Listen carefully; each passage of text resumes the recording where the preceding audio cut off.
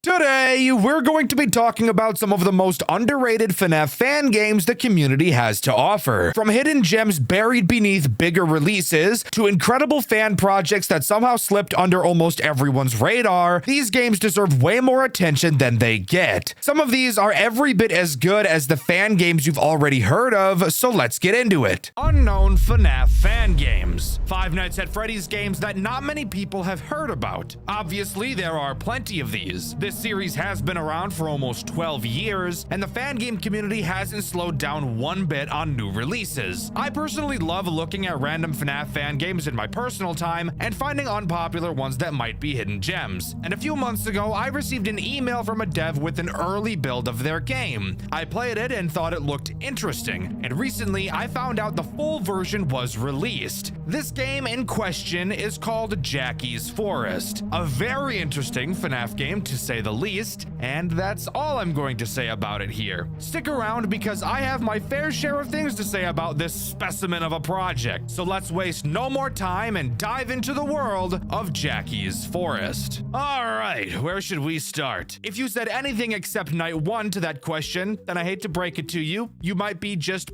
a little bit brain dead, but that's okay. I'm here to help you through this process, so we're going to be starting with night one. Something I really like about Jackie's Forest is that while the night sections are usually incredibly easy, each of them are completely different. So there's going to be something new to do each night, so developing a strategy is pretty much impossible. Let's move on to talking about night one, the threats we have to deal with it inside, and of course, the tools at our disposal. Personally, my favorite part of these videos is talking about the tools at our disposal, and that's funny because I'm straight up lying to you, cuh. Anyways, in the first night section, we're actually in the office. Surprisingly, we actually don't have any cameras, which I'm gonna be honest, kind of makes this entire section really boring. But please, don't click off the video. I promise this game is interesting. I wouldn't be talking about it if it wasn't. On the computer in front of us, we're able to look through our files and access a sound system that goes around the entire building. I'm willing to bet you're able to figure out what that means, but if not,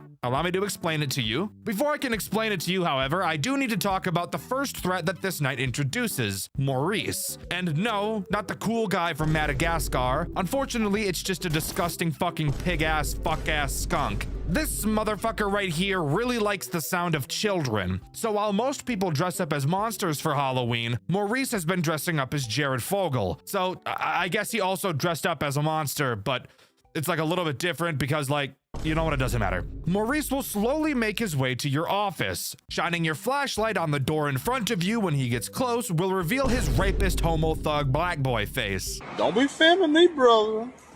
You got your rapist homo thug black boys over there. What the hell are you talking about?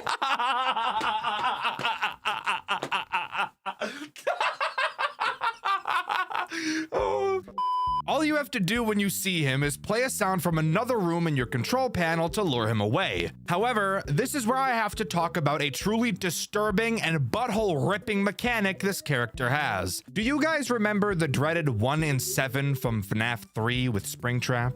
Yeah?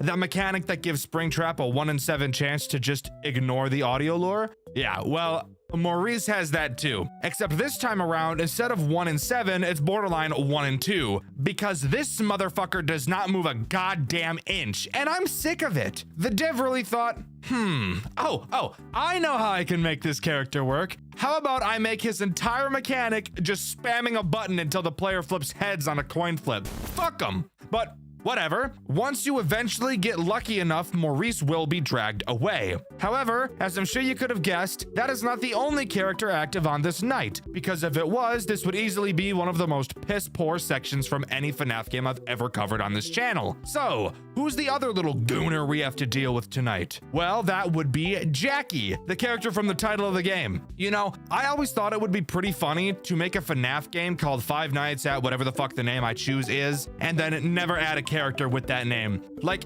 imagine Five Nights at Ronald's, but there's never a character named Ronald in the game. I don't know, maybe my sense of humor is just retarded, but I think that would be really funny. Anyway.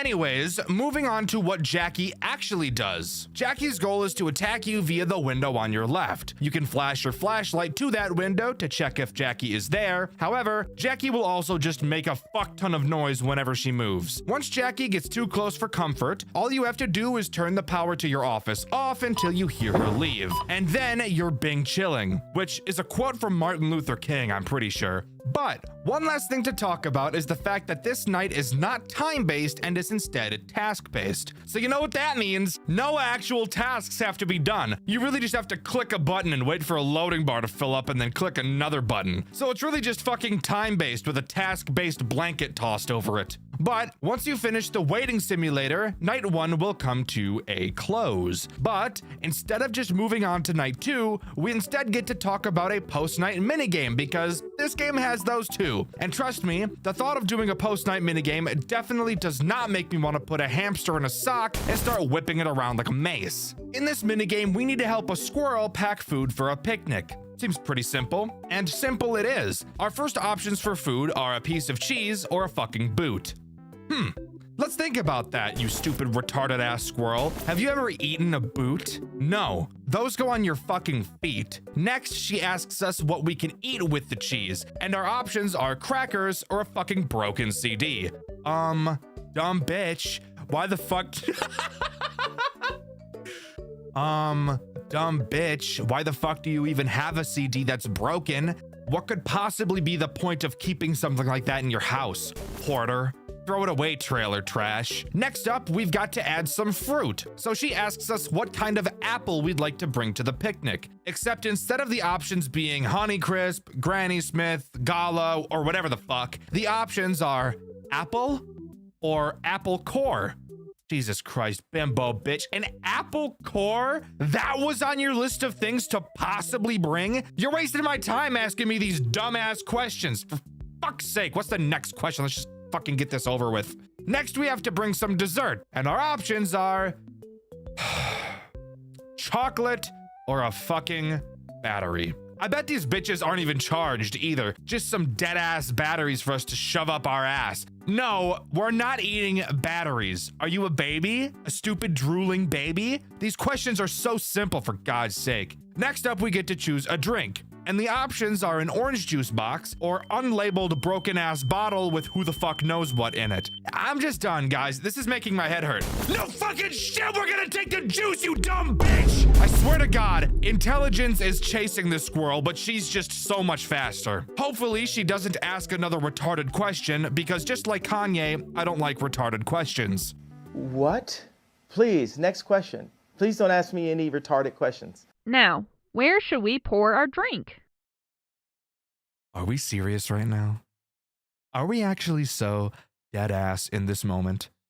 Why the fuck would we pour the orange juice into some fuck ass rusty can with sepsis on it or some shit? And why would we pour it into the normal looking mug anyways? It was already in a fucking box with a straw. Guys, Sandy Cheeks has gotten a big downgrade. I hate this squirrel. But we have one last question.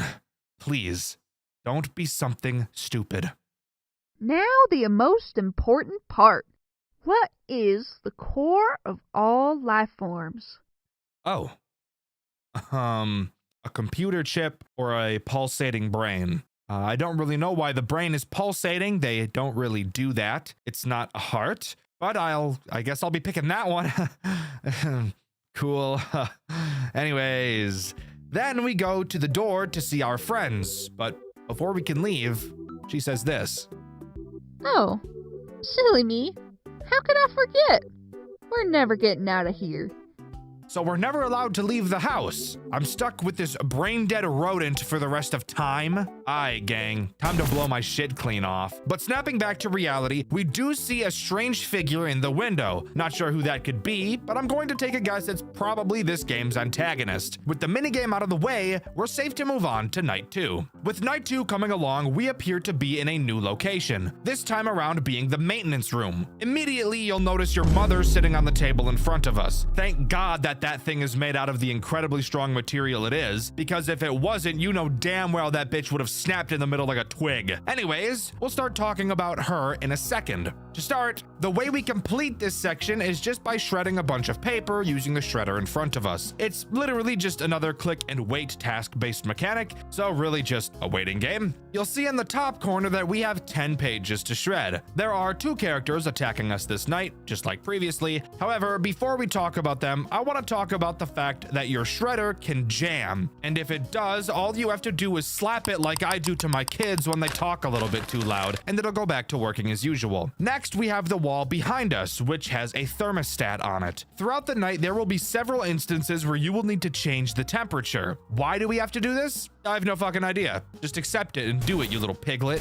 If you don't keep the temperature in the right spot, then you'll either die of a heat stroke or get hypothermia and die. Either way, you're dead, so just keep it at a crisp digit. Now we can move on to talking about the characters we have to deal with on this night. And of course, we'll talk about the beastly woman that is your mother first. What she does is incredibly simple. Occasionally, she'll look up at you like she thinks you're the waiter at the restaurant bringing her slop over. All you have to do is stare at her until she snaps out of it, and then you can continue doing what you were doing. Notice how your mom doesn't get up off the table either? That's probably because it's incredibly difficult for her to lift her cankles up. First world problems, am I right? The only other threat on this night is Maurice. Maurice will try to sneak up on you through the door in front of you. Apparently, we're not allowed to just keep the fucking door closed, so we'll have to hold it closed ourselves. Maurice is very quiet, so you'll have to check the door constantly to listen for him. If you hear him there, just hold the door closed and eventually he'll leave and you can go back to doing what you were doing. After shredding all 10 pieces of paper, night 2 will be completed and we can move on to the next post-night minigame, which hopefully this time will not make me want to nya paka and then do something with a train. My Russian homies know what I'm talking about. Come on, high five, hands up. Yeah, come here, bring it in right now. Come close. No. Okay, that's fine. That's okay. All right, so this minigame is just nearly as infuriating as the last one is, but I'm going to try to hold my tongue for as long as I can. In this minigame, we have to help the skunk that looks like a wolf set up a tent. So of course, the first step to setting up a tent is picking the biggest bag of marshmallows we see. Literally, what the fuck is this? You don't need marshmallows to set up a tent, you dirty slut. After picking the biggest bag of marshmallows for the skunk and his fat fuck friends, miraculously, the poles for the tent appear. And I'll be honest, I'm not a big camper myself, but I'm pretty confident that that is not what the poles of a tent look like. Next, we have to pick out enough sleeping bags for everyone that will be sleeping in the tent. All right, yes, that makes sense. Finally, something here that doesn't piss me off. And when we select the correct number, somehow the tarp is placed over the tent instead of the sleeping bags appearing. Fantastic. This makes so much sense and totally isn't about to make a blood vessel in my eye explode. Next, we need to pick a super long rope. Now, at first, I thought we would use these ropes to connect the stakes that we're going to put in the ground. But instead of that, after selecting the longest rope, we just put the stakes in the ground and just punch that rope into the fucking woods or something, because as you can see, they're nowhere to be found. After we finish the tent, all we have to do is wait for the other people to arrive. Except while we're doing that, it appears that Maurice is hit by a fucking semi or something. I have no idea. That's what it sounds like, but we don't really see anything happen. Just this disgusting render of him staring at us. But with that, we can move on to night 3. On night 3, we're stationed backstage. Once again, we do have 2 threats to deal with throughout this section, and a task-based minigame that's just clicking and waiting once again. So let's talk about that first. We're tasked this night with deleting show stage sequences from, I'm assuming, the robot's AI? I'm not really sure, but luckily for us, what we're doing doesn't actually matter all too much. We do, however, have a fuck ton of them to delete, so this night will likely be the longest we've done so far. Anyways, on to the threats on this night. Once again, we have your mother, so let's talk about her. She will just try to walk up on you because she heard you have meat in your pants. Gross. Not the type of meat we're talking about, you fucking buffoon. Once you see her, all you have to do is open up your panel and activate her sound sequence and it'll make her go away. Fun fact, the sound that actually lures her away is just the Burger King jingle, which really goes to show how down bad your mother is for food. She's eating Burger King? I didn't even think she would stoop that low. Yet, Here we are. The other character active on this night is Jackie. You'll be able to see her on stage, which we are directly behind. Occasionally, she will leave this stage, which means in a few seconds, she will approach you. When she does, all you have to do is hold your light on her and she'll start shaking like the cashier at Wendy's when I hold him at gunpoint. And then she'll go back to the stage. But that's really it. While this night is probably the longest so far, I do feel it's probably one of the most underwhelming. But then again, if I'm being honest, the gameplay in this game as a whole is pretty underwhelming. Anyways, let's move on to the next post-night minigame. Just kidding, fuckhead. There is no post-night minigame this time around. Instead, we're just booted to night 4 because we're not allowed to have any fun apparently. So, on night 4, we set up shop in the playroom. Why? Well, apparently we were chased in here by animatronics or something. I'm not really sure why we're here because we're never explicitly told, but we can work with it. Phone Guy tells us that he'll try to work on activating the speakers to get the characters to fuck off for long enough for us to escape. But in the meantime, we'll have to defend ourselves from 3 characters instead of just 2, except it really is still pretty much just 2, but I'll explain why in a second. Let's start by talking about Jackie, since she can't seem to leave our nuts alone. Bars. She will attempt to attack us from the playhouse door. When we see her, all we have to do is close the door and she won't be able to see us. You'll also notice that unlike the door from night 2, this door doesn't have to be held closed and can actually be toggled. So what's stopping us from just holding the door closed the entire night? Well, that would be because of your fat fuck mother. That's why. She's programmed to play hide and seek. And while the phone guy says it's to play it with the children, I personally happen to know that it's really because she plays hide and seek with the waitresses and tries to hunt down the food they're carrying out to the tables before they can get it to the customers. I'm no idiot. So yeah, all you have to do to avoid her is just not keep the door closed for too long. So she really doesn't have a mechanic. She's just a consequence to abusing another mechanic. So for that reason, I'm saying she really doesn't count as a character on this night. Who does count as a character is the actual other threat on this night. The skunk dick. He will try to attack you through the playhouse window. During this night, you're equipped with 15 balls. Why? Because he's a dick, that's why. Whenever you see Maurice appear outside of your window, just throw one of the balls in his direction and that'll distract him for a while. We obviously can't spam these balls since we only have 15 of them, but if we need to, I'm willing to BME Pain Olympics myself to get 2 more. But with that, that's really all we have to do. No task this time since we're surviving, so it's a pretty typical sit and survive kind of night. But with that, this night will come to a close and we can move on to the next post-night minigame. In this minigame, we have to help your fat shit mom bake a cake. She says it's because she invited her friends over for a sleepover, but we all know your mom ate her friends because she was hungry. So she's really just baking this cake for herself, fat ass. To start, we need to grab the butter. Thankfully, it appears this time that there's nothing fucking stupid to piss me off. The only thing that really does so far is the fact that the egg, for some reason, has way more white than yolk. Like, way more than usual. That does not look natural at all. Somebody has got to check the chicken that shot that fucking thing out of its dick. Eggs come out of the dick, right? Next up, we gotta add sugar and mix that shit up like I do with all of the babies in the nursery while the nurses aren't looking. Next, we add the fuck-ass egg and the vanilla extract that smells way better than it tastes. Finally, we mix it again, add in the flour and the milk, and mix it one last time. I've made a few cakes in my time, and I'm pretty confident that we used these ingredients out of order, but fuck it, I don't really care. And while the cake is being baked, we're asked if we can find the TV remote since they're all going to want to watch something. And while I'm sure you can tell by looking at your screen where the remote is, what is much more interesting to do is slowly looking to our right, where we will begin to hear the sound of a dog scratching at the door. Click on the door, and we see this. Are you lost, little one? I'm looking for my dog. A little white one? Yes. Have you seen him? Yes. He's here with me. He misses you a lot. I was looking for his owner. Can I please see him? Of course. Come with me.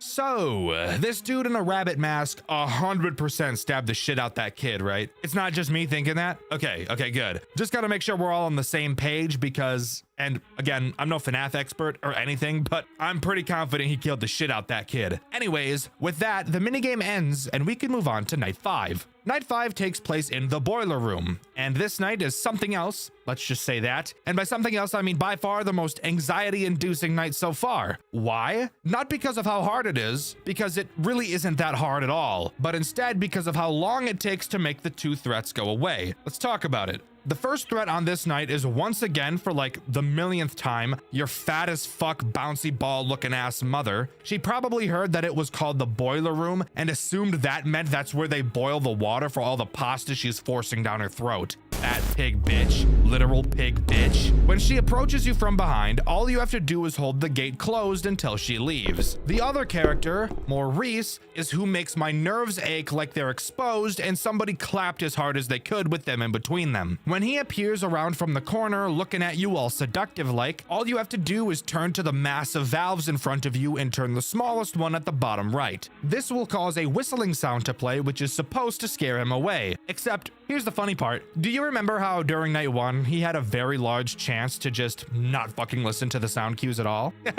Yeah? Well, he does that here as well. Isn't that just so fucking awesome? Hell yeah, it is. We love that. This is why this section is so nerve-wracking, because this dude just doesn't ever leave.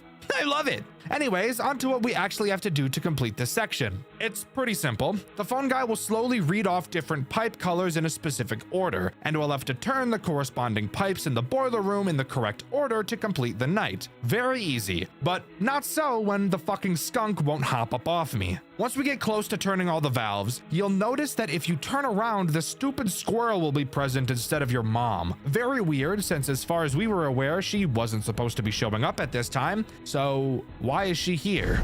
After finishing all of the valves, the building shakes. Turning around, we'll see the gate is open and the squirrel is gone. And soon after that, the building shakes again and we black out and the credits roll. Closed down restaurant is burned to the ground by boiler failure.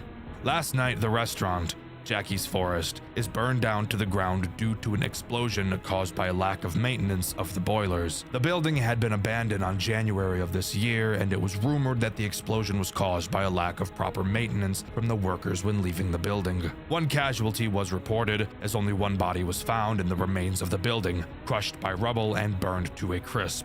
It is theorized that this may have been a burglar or homeless person, as the building wasn't operating and didn't have any workers in it. The 4 animatronic performers the restaurant was known for were found in unusable conditions and will be relocated to a storage facility owned by the company. And that nets us this game's bad ending. Now I know what you're thinking, and trust me, I'm thinking the same thing. How the fuck do we get a good ending in this game? And please, dear God, tell me it's not that I have to collect a random item in each night. Well, thankfully, no, we don't have to do that. Instead, during the boiler room night, if you just completely fucking ignore what the phone guy says and spam the shit out of all the valves, for some reason, the whole building shakes and we get teleported to a room with an elevator. Entering the elevator, we get the following cutscene.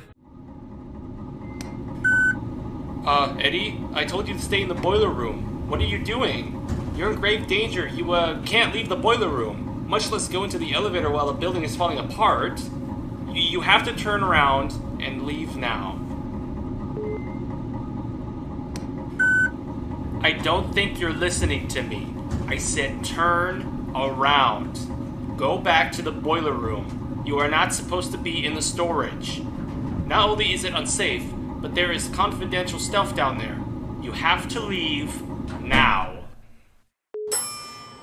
Ignoring the fact that voice acting was completely awful, I do find it kind of odd how the phone guy really wanted us to turn back, and why he didn't want us to go to the storage room. But with that, we exit the elevator and do exactly what he told us not to, enter the storage room, which actually acts as this game's 6th night. So, here we are in the storage room, by far the most interesting night in this entire game, mainly because there's more than 2 things for us to do. This night integrates every single character we've seen so far, alongside a completely new threat. Let's quickly go over the tools at our disposal first. To start, this is the first night in the game with actual cameras. However, you want to hear something really funny? They're completely useless. So the only thing I'm going to say about them is that the character renders in these cameras are actually pretty creepy for what it's worth. So let's start going down the list of characters on this night and exactly what they do. We'll start with Jackie. Her whole goal is to attack your right door. You won't be able to see her there unless you flash your light in the doorway. If she's there, simply close the door until she leaves. Simple sugar. Maurice is much the same, except he attacks your left door, and instead of closing the door, you'll have to wear a mask you somehow pulled out of your ass, since as you can clearly see, the lever to the door is fucking shattered.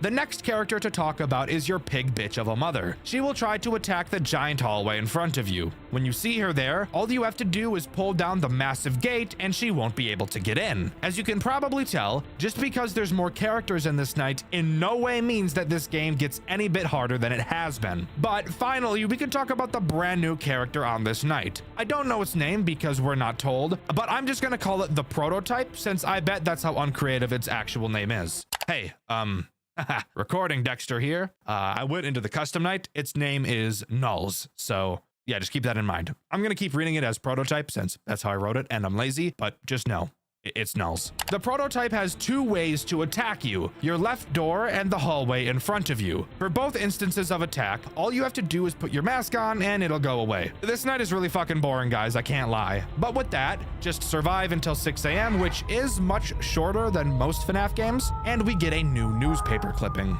Engineer arrested after evidence is released by fire survivor in Jackie's Forest restaurant. Last night, the restaurant Jackie's Forest burned down to the ground after an explosion caused by boiler failure. The failure was caused by Eddie Garcia, a worker who was misinstructed by Harvey Turner, the engineer of the restaurant, who is being charged with attempted murder and obstruction of justice after it was revealed by Garcia that Turner had sent him to destroy incriminating evidence from the building. Garcia was able to survive and escape the fire and is being sentenced to home arrest for complicity, while Turner will be kept in custody while the case is investigated. Some evidence links him to 2 local cases, but nothing is confirmed yet. The restaurant had closed in January of this year, rumored to be because of the Maddie Denton case, a 7-year-old girl who went missing in the restaurant on September of last year. And with that, we get the good ending. As far as I'm aware, no more lore as to what the fuck is going on with the weird dude or the dead dog or the dead kid, so I'm just gonna leave it and pretend like it doesn't exist. I mean, I guess if you want to analyze it quickly from that newspaper clipping, it's kind of hinted that Turner, or the phone guy, is the one that killed the girl and the dog or something. I don't fucking know. But with that, that's all Jackie's Forest has to offer. Like I said, I was actually sent a demo of this game a few months ago by the devs, which only had the first 2 nights. And I remember thinking that this game could do something pretty cool if they polished it up a bit. And while from the demo I got, the game has definitely gotten a small upgrade, I figured I should give it a white video the moment I saw the full version was released. Overall, Jackie's Forest tries to do a lot of things, but I personally think it falls short in all of them. I don't think it does a very good job at telling its story, considering I was literally able to piece together pretty much none of it. I know there's at least 1 dead kid and a dog and some weird stranger guy that probably killed some kids, but who is he? What does the Prototype thing have to do with anything? And who are any of the characters besides our own and the phone guy? That's just completely unknown to me. And on top of that, while each night is unique and I do really like that, I just feel like each night could have had something more. Because as this game stands, while I do like the character designs, I do think that those are the only memorable parts of this game. Asset dumping. The art of using random art from around the internet as all of your assets in a game. Seen with games like Getting Over It, Yandere Simulator, and plenty more. Five Nights at Freddy's games have their fair share of asset dumping as well. Five Nights at Wario's, One Night at Chica's Magic Rainbow, and of course, the very popular One Night at Frogger's. Usually seen as a very lazy way of creating art for your game, mainly because the creator isn't actually creating any art at all, but not all asset dumps are bad, and in its own way, they're an art form themselves, if you can build your environments properly. The game we'll be covering today is an asset dump fan game, and it's honestly become my favorite I've ever played. Today, we'll be talking about Late Shift at Nintendo World, the most stressful FNAF game I've ever played. Strap in, because I promise you, despite what it looks like, there's so much to talk about. So let's drag our balls into Night 1.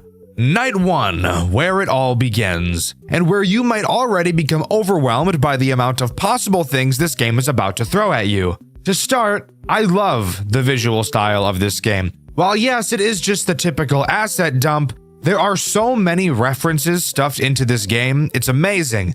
And on top of that, the space in each room and camera is filled up so nicely. It's cluttered, but not so much so to the point that my eyes melt out of my skull. Anyways, before we start talking about the whopping 3 threats this night introduces, let's talk about the tools at our disposal and the locations we can travel to. Locations? What does that mean, Dexter? Well, a location is a place you can go, you fucking moron. The first location is obviously your office. You'll see you have a large hallway in front of you and of course your cameras. Your cameras are pretty basic, except for the fact that they're dark as fuck. So we've been equipped with a camera flashlight. The way this flashlight works really makes me want to smother an owl. Every time you use it, only certain cameras will be lit up, since some cameras are outside where the flashlight doesn't reach. The camera light will only stay on for so long before shutting off, and making you wait for a cooldown to be able to turn it on again. Thankfully, the cameras aren't completely pitch black, so my balls get to stay attached to my body for another day. Now, let's talk about the second area you can go to, the outside fence area. Turning around, you'll find a large electric fence. You can tell it's an electric fence because it tells you so, which is very kind.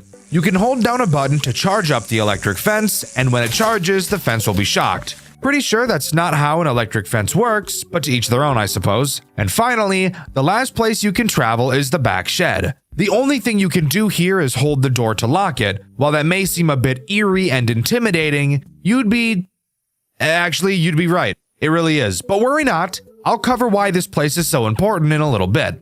With all of that out of the way, we can talk about the 3 threats this night introduces. Let's start with the main attraction himself, Mario. Mario is disgusting. Literally, look at this model. What the fuck is this thing? Ew. Dude, that thing is fucking nasty. Anyways, now that we're done pointing and laughing at him, what does he do? Mario will work his way to your office through 3 cameras. On each of these cameras, above your light button, you'll notice a music button also appears. If you ever see Mario on one of these cameras, simply press the music button and he will be pushed back 1 camera. Note that he won't be pushed all the way back to his starting camera. So if he travels through multiple cameras, you'll have to follow the cameras pushing him back 1 by 1. Very simple character. As long as you're constantly watching him, which you probably will be, he really shouldn't be an issue. The second threat this night introduces is Mario's taller, skinnier, and much more fuckable brother, Luigi. I'd let his mustache tickle my taint. What? Anyways, Luigi makes use of that spooky little back shed we were talking about earlier. Luigi will appear on camera 9, which connects directly to the hallway in front of your office. You will need to constantly watch camera 9 for when Luigi appears, and once he disappears from camera 9, then you will know he's in your hallway. Something else you'll notice is that you'll never actually see Luigi in your hallway, and there's no camera for the hallway either, and he won't actually appear in the office as well. So you really need to be paying attention. Once you know that Luigi is in your hallway, you will need to hop bottom to the back shed and hold the door locked. Luigi will peer in at you, meaning he was following your big fat juicy bouncing jiggling ass all the way over here. Once Luigi leaves the window of the shed, you're free to go back to the office. Luigi brings up a great synergy with Mario. Both requiring plenty of attention on the cameras really goes to make these two a dangerous combo, and I really don't want to be stuffed by 2 Italian sausages. I also wouldn't want to eat a sausage anyways. Oh! Oh! Whoa. Whoa. Whoa. That's cool. That's cool. I do like that. That is pretty fucking cool. I do like that. This game's gonna get fucking hard, isn't it, dude? The final threat this night introduces is Pikachu. For some fucking reason. But whatever. Pikachu makes use of the big electric fence behind you. Occasionally, Pikachu will be visible behind it, and this is when you'll notice that apparently Pikachu came from fucking Jurassic Park because this fat motherfucker is the size of Jupiter. Of course, once you see Pikachu trying to get a peek at your pecker, see what I did there? All you have to do is charge up the electric fence and give him a taste of his own medicine by shocking him like he does to Ash, and he finally will leave you alone again. I can handle a lot, but I personally think an 18-foot tall Pikachu meat between my buns would be a little too much for me. But if you can manage to learn how all these characters work together, you'll move on to night 2. Night 2 introduces a plethora of new threats, signaling to me that this may be one of the most challenging FNAF games I will ever play. It's only Night 2, and 2 new threats are added, bringing the total number of threats on Night 2 all the way up to 5. So let's talk about them. The first threat introduced on Night 2 is Kirby. I love Kirby. Kirby would never hurt me. That's a lie. This Kirby certainly would. On both your boiler room camera and back room camera, you will see 2 heat symbols have appeared. Kirby will attempt to get into your office via either of these 2 vents. So hooray! We have 2 more mandatory cameras that require our attention. The way you deal with Kirby is simple. Same as Luigi. When he enters the camera, all is good. But the moment he disappears from the camera means he's about to start rolling through your vent and into your office. When he disappears, hit the heat button to scare Kirby out of the vents. The heat only lasts 1 second, however, so you really need to make sure you time it properly. However, now is the time I get to tell you about the worst and most frustrating character we've seen so far, Meta Knight. That's right, we get 2 Kirby characters introduced at once, and just like Meta Knight in Smash Bros, he is an annoying pain in the dick. Meta Knight acts as a Foxy-like character in this game. He will appear in camera 2, which is the entrance. He will make his way through a few stages, and once he disappears from camera 2, he will charge at your office, and you'll be able to hear his footsteps quickly approaching. What you'll have to do is, as fast as you fucking can, run to the back shed and lock the door. Come in real close for me, just for a second. I'm gonna whisper this in your ear, so make sure you turn your volume up so you can hear me. You got it? Yeah? Volume all the way up? Okay, great. Don't let anyone know I told you this, okay? Meta Knight is so goddamn cock-sucking fast! You barely have any time to react once you hear his footsteps coming. You quite literally have just enough time to get to the back shed and close the door. This motherfucker is brutal. But Dexter, you're supposed to watch him in camera 2, and once he leaves, then you go to the shed. Sounds pretty easy to me. Shut the fuck up! While yes, it's true that once he leaves camera 2, he will charge at you, watching him really doesn't even fucking matter. Because the moment he leaves 2, the sound cue of him running starts playing. So you might as well just wait for the fucking sound cue, since watching him will only waste the precious time you need to focus on the other characters that actually do give you the time of day to deal with them. And if that wasn't bad enough, Meta Knight is in the entrance, an outdoor camera, which means not only is it dark as fuck, but your fucking camera light doesn't work on that camera anyways! So you have to rely on the fucking lightning to be able to see jack dick from that camera. But the lightning is not consistent at all. It's completely random, and it only lights up outside cameras for, oh, I don't know, maybe less than a fucking second. So if you want to check the entrance, you either have to just fucking sit there and wait for the lightning to show up, which could take several seconds that you need to be using to check on the other characters, or you could wait to hear the lightning and try to quickly flip to camera 2 to check on this annoying fucker. Both options suck dick, so I guess pick your fucking poison. But if you can tighten your sphincter and listen closely and have reflexes like a god for long enough, Meta Knight will fold, you will complete Night 2, and we can begrudgingly move on to Night 3, where I can only hope to God that 3 more characters aren't introduced. Night 3, here we are. Let me tell you guys, this night does nothing to help with my crippling mental state. Because let me tell you, this night is hard. Like, really fucking hard. Let's talk about the threats introduced and why this night is so ass. This night only introduces 2 threats. However, one of them is easily the most infuriating character in this entire game. So let's talk about the one that doesn't make me want to stick my willy in a pencil sharpener first. Link. Link appears in the courtyard where we deal with Pikachu. You'll notice on this night that as you go to the courtyard, you'll now be equipped with a metal pipe. This pipe is used as a form of defense against Link. When Link appears in the courtyard, he will giggle really fucking loud to let you know he's there. You will have to hit him 3 times in order for him to go away. Every time you hit him, he will teleport to a different spot on the screen. However, you can only hit him when the Majora's Mask's eyes are red. If they're blue, you'll have to stare at him until they turn red before you can start hitting him. This brings up even more evil synergies with fuck-ass Meta Knight, since you won't be able to pass him until you kill him. Bro, he won't die. What? He wouldn't die. The Majora's Mask guy wouldn't die. And Meta Knight was coming. What was I supposed to do? Now, let's talk about one of the worst and most stressful characters known to mankind, Ness. On night 3, you'll notice in the shed that we now have a new addition of a fuse box. However, you'll notice that this fuse box only has one fuse, but there are 3 places for a fuse to go. You can freely move this fuse from one slot to another, but what does this fuse actually control? Well, on 3 cameras on the map that connect to the hallway in front of your office, there is a fire alarm in each of them. However, the button for the fire alarm will only appear on the camera that is adjacent to whichever slot in the fuse box holds the fuse. So if your fuse is in slot B, then camera 9 will have the smoke alarm button on the cameras. Ness will appear in any of these 3 possible cameras. When he appears on one of them, you will have to play the smoke alarm to scare him away. Yes, this means that if your fuse is in slot B and you see Ness on camera 11, you will have to quickly run all the way to the back shed and switch the fuse to slot C, then run all the way back and hope you were fast enough to play the smoke alarm in time. And you want to hear the best part?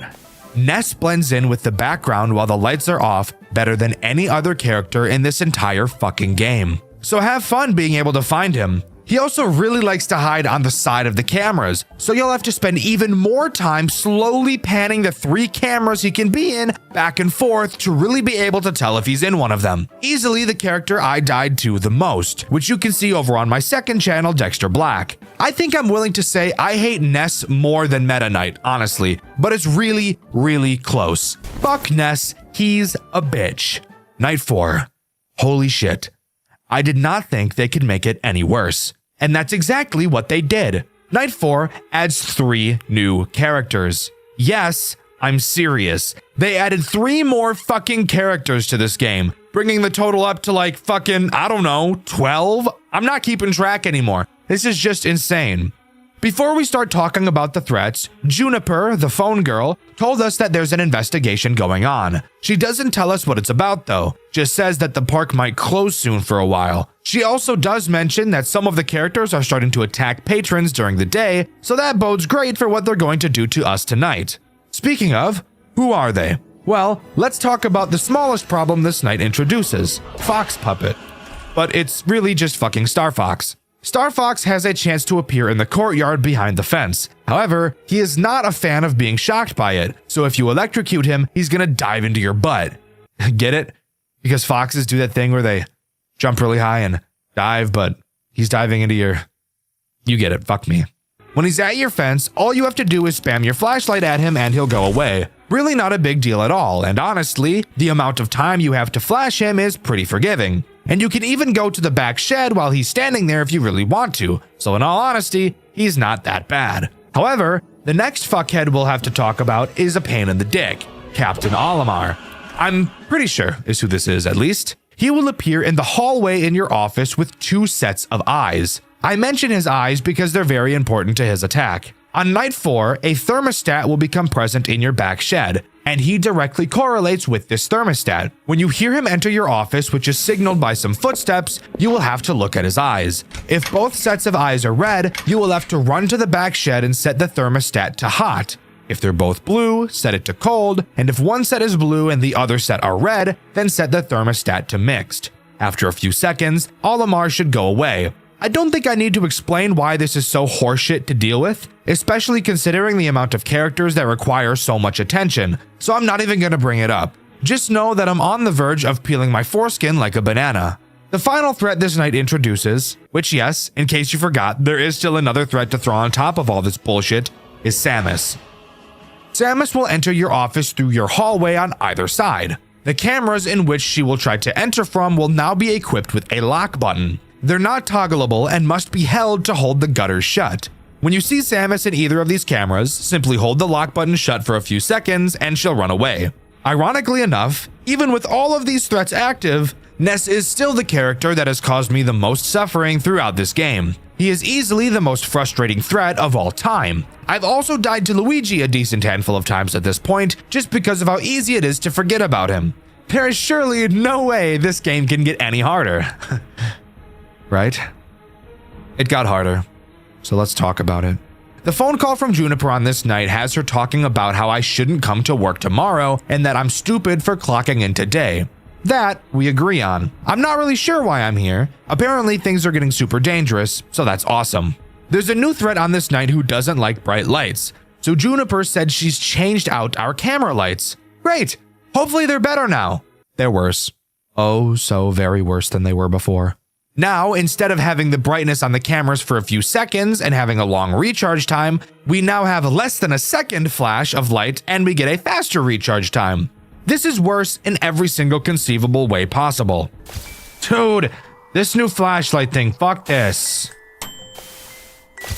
Oh my god. What is this guy gonna look like, dude? Fuck me. I personally think that a great deal of this game's difficulty comes from it being difficult to see and track the characters. I'm not saying that's a bad thing, by the way. I know the retards over on Reddit like to misconstrue every single point I've ever made. No, I think it's cool that finding the characters is a challenge. However, now only having this small flash of light makes it so fucking much more AIDS-ridden to be able to do so. So, why on earth was our camera light downgraded this badly? Well, to deal with the one new threat this night introduces. Mario. Dxtr? Mario was already introduced on night 1. Did you already forget?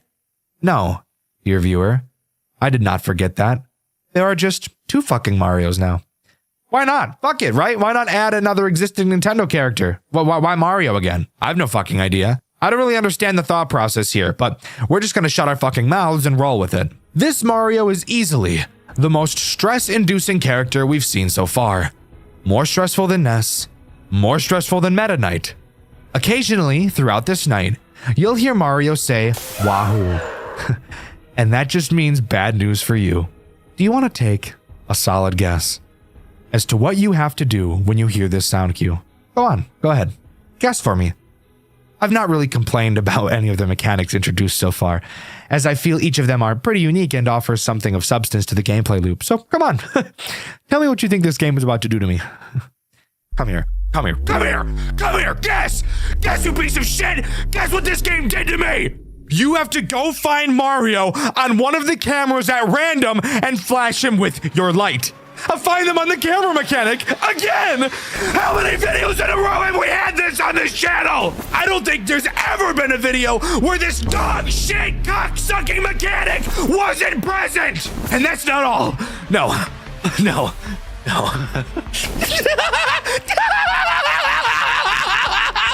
Not only do you have to find him on a random camera that he teleports to once, no. You have to find him on a random camera that he teleports to 3 times in a fucking row! Are you kidding me?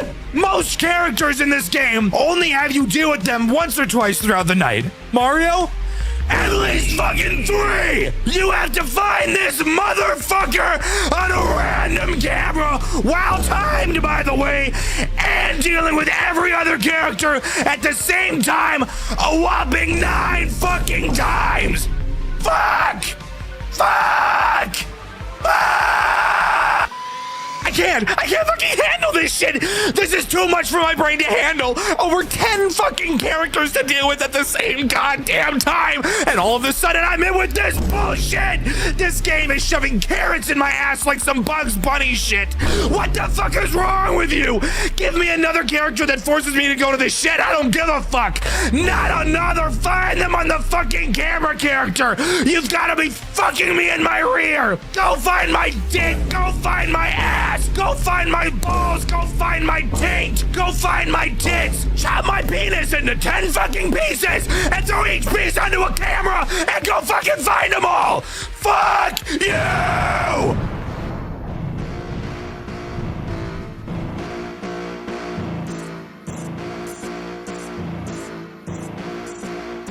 Nintendo, no, you ain't gonna stop me when I get it going. I ain't gonna slow, no, curtains ain't closing. Pouring all the salt, keep the insults flowing. Let up all the incense, come before the storm. Gather in the Smash Bros army like a swarm. Find them on the cameras, nothing but the norm. Cause another crash out, dog, I'm getting bored. Said, dog, I'm getting bored with you. I'm warning you, you don't really wanna start another war, do you? I don't know who's been around here misinforming you. When you fuck with Dxtr, what the horns pouring at you? Up first, Mario is on the chopping block. The fat fuck plumber getting nothing on his cock. His bitch is locked up with a lizard, dropping cheeks on his rock hard fucking penis round the clock. God damn, it's fucking embarrassing. Her hair's in a bun and he's burying himself in her and she's having fun and he's getting his coming her, sending videos of him fucking her. Check your messages and see. I'll get her home when I'm done with her. Casey's with him too, Luigi don't know the truth. He's staring at the video, skin white like King Boo. Does he dare to check another? No, it ain't true. Check your Snapchat, bro. She's saying he's bigger than you. Damn! I dumb bitch. I've been locked in on like Samus and that other bitch, Mega Man. Link on my shit, I could knock you with both hands. Make your head spin, do a dance on your can. Pikachu, flash a light at Pikachu. You behind the fence, I charge it up and thunderbolt you. Now you fried up, but we still got another hoe to boot. Star Fox turn, flash, epilepsy. Ooh! You get a seizure, Kirby in my heater. Blast his ass into the fucking ether. Samus back, her ass so fat I need her. Call her lowest way, she gripped my Peter. Nintendo, no! Never gonna switch games, I'm about to blow. I've been making big waves, I've been good to go. Do you need to hit save, Annie? Yes or no? Nintendo, no! I've been shooting at them like it's Rochambeau. I could kamikaze on a rainbow road. I might cause a riot when I beat them bros. Do you need to hit save, Annie? Yes or no? Alright, coming real close. Answer me this question, why you bitches on my chode? Ness is looking at me, licking lips, don't want it though. Gotta flip the fuse box, keep this on the low. Alright, look, I don't know why you're doing this shit. I'm just trying to do my job and you keep riding on my dick. If it was Samus, that'd be fine, but it'd be everybody. Why you're trying to make it through the week, but you keep stretching out the time. Like my asshole, keep on pulling me in with a lasso. Ride me like a cowboy in the desert in El Paso. Friday come along and mad and not be on me bed and matter of fact, he spanked me with a paddle, made my ass rattle. Put a saddle on me, hit me with a rowel, then he growl in the locker rooms. He hit me with a towel, then he plowing on my shit. I'm doing tricks up on his stick. I did the splits contortionist, a boy that flip me over, slide me, bend me over backwards. Nintendo, no! Never gonna switch games, I'm about to blow. I've been making big waves, I've been good to go. Do you need to hit save, Annie? Yes or no? Nintendo, no! I've been shooting at him like it's Rochambeau. I could kamikaze on a rainbow road. I might cause a riot when I beat them bros. Do you need to hit save, Annie? Yes or no?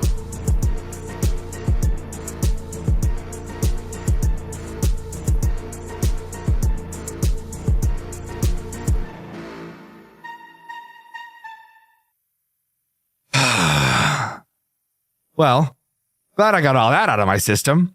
With that, we can move on to night 6 and talk about something that actually doesn't make me want to kill myself. However, it does still lay a lot on you. Loading into night 6, you'll see we're no longer in the office and we are now actually in a fucking bunker. How did we get here? I have no idea, but that doesn't really matter. What does matter, however, are the new tools at our disposal.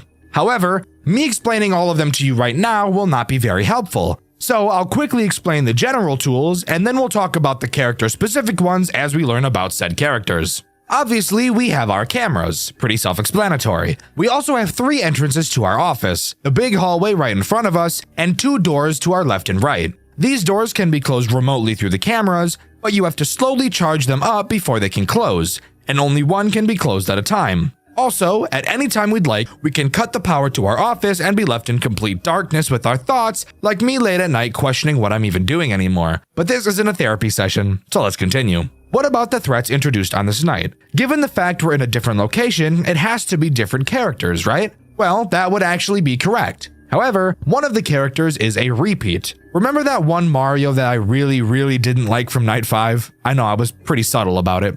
Well, it appears he followed us down here. However, he is incredibly easy to deal with this time around. He'll wander around the cameras and eventually find his way into your office. Once he stands in front of you, menacingly, all you have to do is whip out your fucking baton like my Willy and tase him in the balls. I'm not kidding. This is fucking awesome and is just what I need after dealing with the bullshit he put me through on night 5.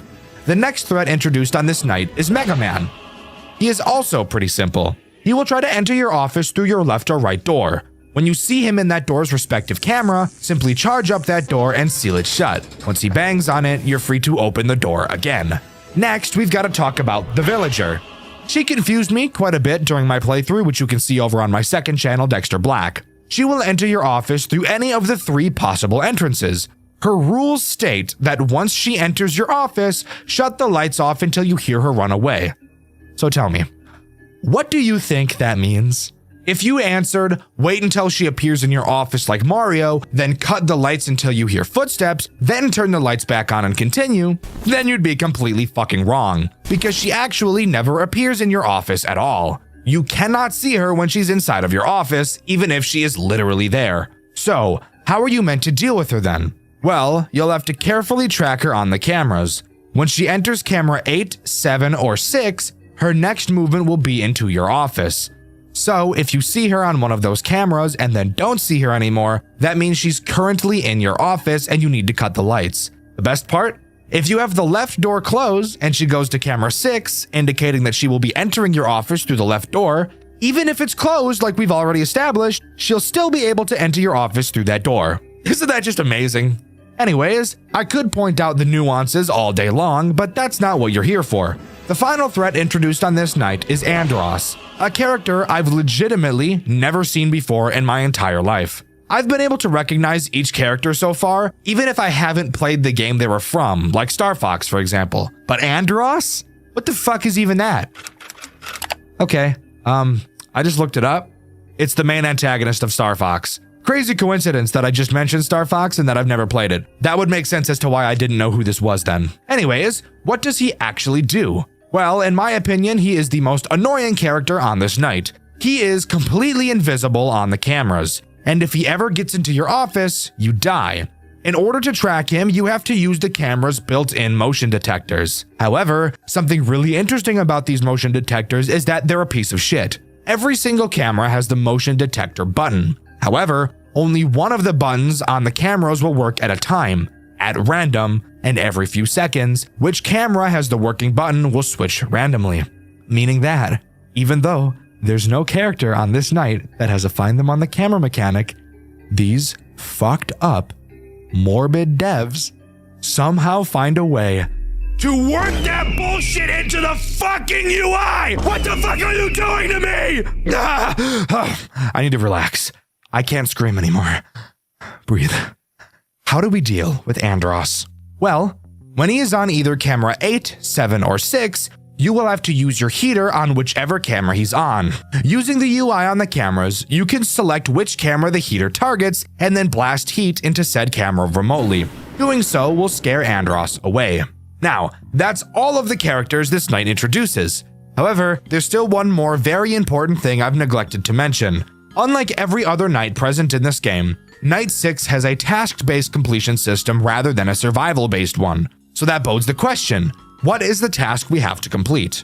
Well, on the computer at your desk, there are 5 important files we have to decrypt and extract onto our USB drive. The way we decrypt them is simple.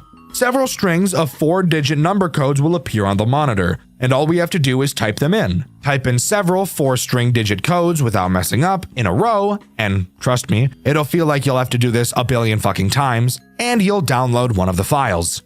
Do this for all 5 files, and the night is over. This task being added to this night easily makes it the most stressful mechanic this game has ever introduced. I was not expecting something like this from this game, and I honestly wasn't expecting a crazy final night like this in general. I'm all for it. Overall, I do still think Night 5 was harder than this night, but this was definitely a nice change of pace. After completing the night, we take our USB, run out of the bunker and into the parking lot, and drive off to the police station to show them our evidence. Looking back, we notice Mario followed us out and was left standing in the parking lot. We almost didn't make it out alive. It's revealed that our name isn't really Terrence, and we've secretly been an undercover investigator this entire time. The police raided Nintendo World and arrested the CEO, Leonard. Everything we mentioned in our report was found, except for one single thing: Mario himself. The only thing that was left to even prove he was present was his hat. Not knowing his whereabouts now, late shift at Nintendo World comes to a close. Kind of. There's actually a fuck ton more this game has to offer in the form of post-game content and challenges, with a whopping 12 additional characters for us to unlock and fuck around with. There's 9 other ones? There's 12 more? At the time of writing, I have no idea how these characters are achieved except for one. In the challenges menu, 2 fun challenges are present, and when I say fun, I really just mean ass. The first is blind mode, which will cause a constant blizzard to be present during the nights, making it harder to see in your office and in the courtyard. It also forces Night 5's shitty flash mechanic throughout the nights, and increases the amount of time you have to wait between flashes to make it even worse. And if that wasn't enough, blind mode still has one more big fuck you, in the form of a new threat: the Ice Climbers. The way they work is pretty simple, but retarded nonetheless. They have a chance to appear in any of the 3 major locations you can be in. If you ever see them, you just have to go to another area until they leave. I can't describe how terrible that sounds. Again, at the time of writing this, I have no plans to attempt this challenge, nor any of the custom night modes, which I assume will unlock the remaining characters. I do have the thought of attempting these on stream in the coming weeks, so let me know if that's something you'd be interested in seeing me doing and covering.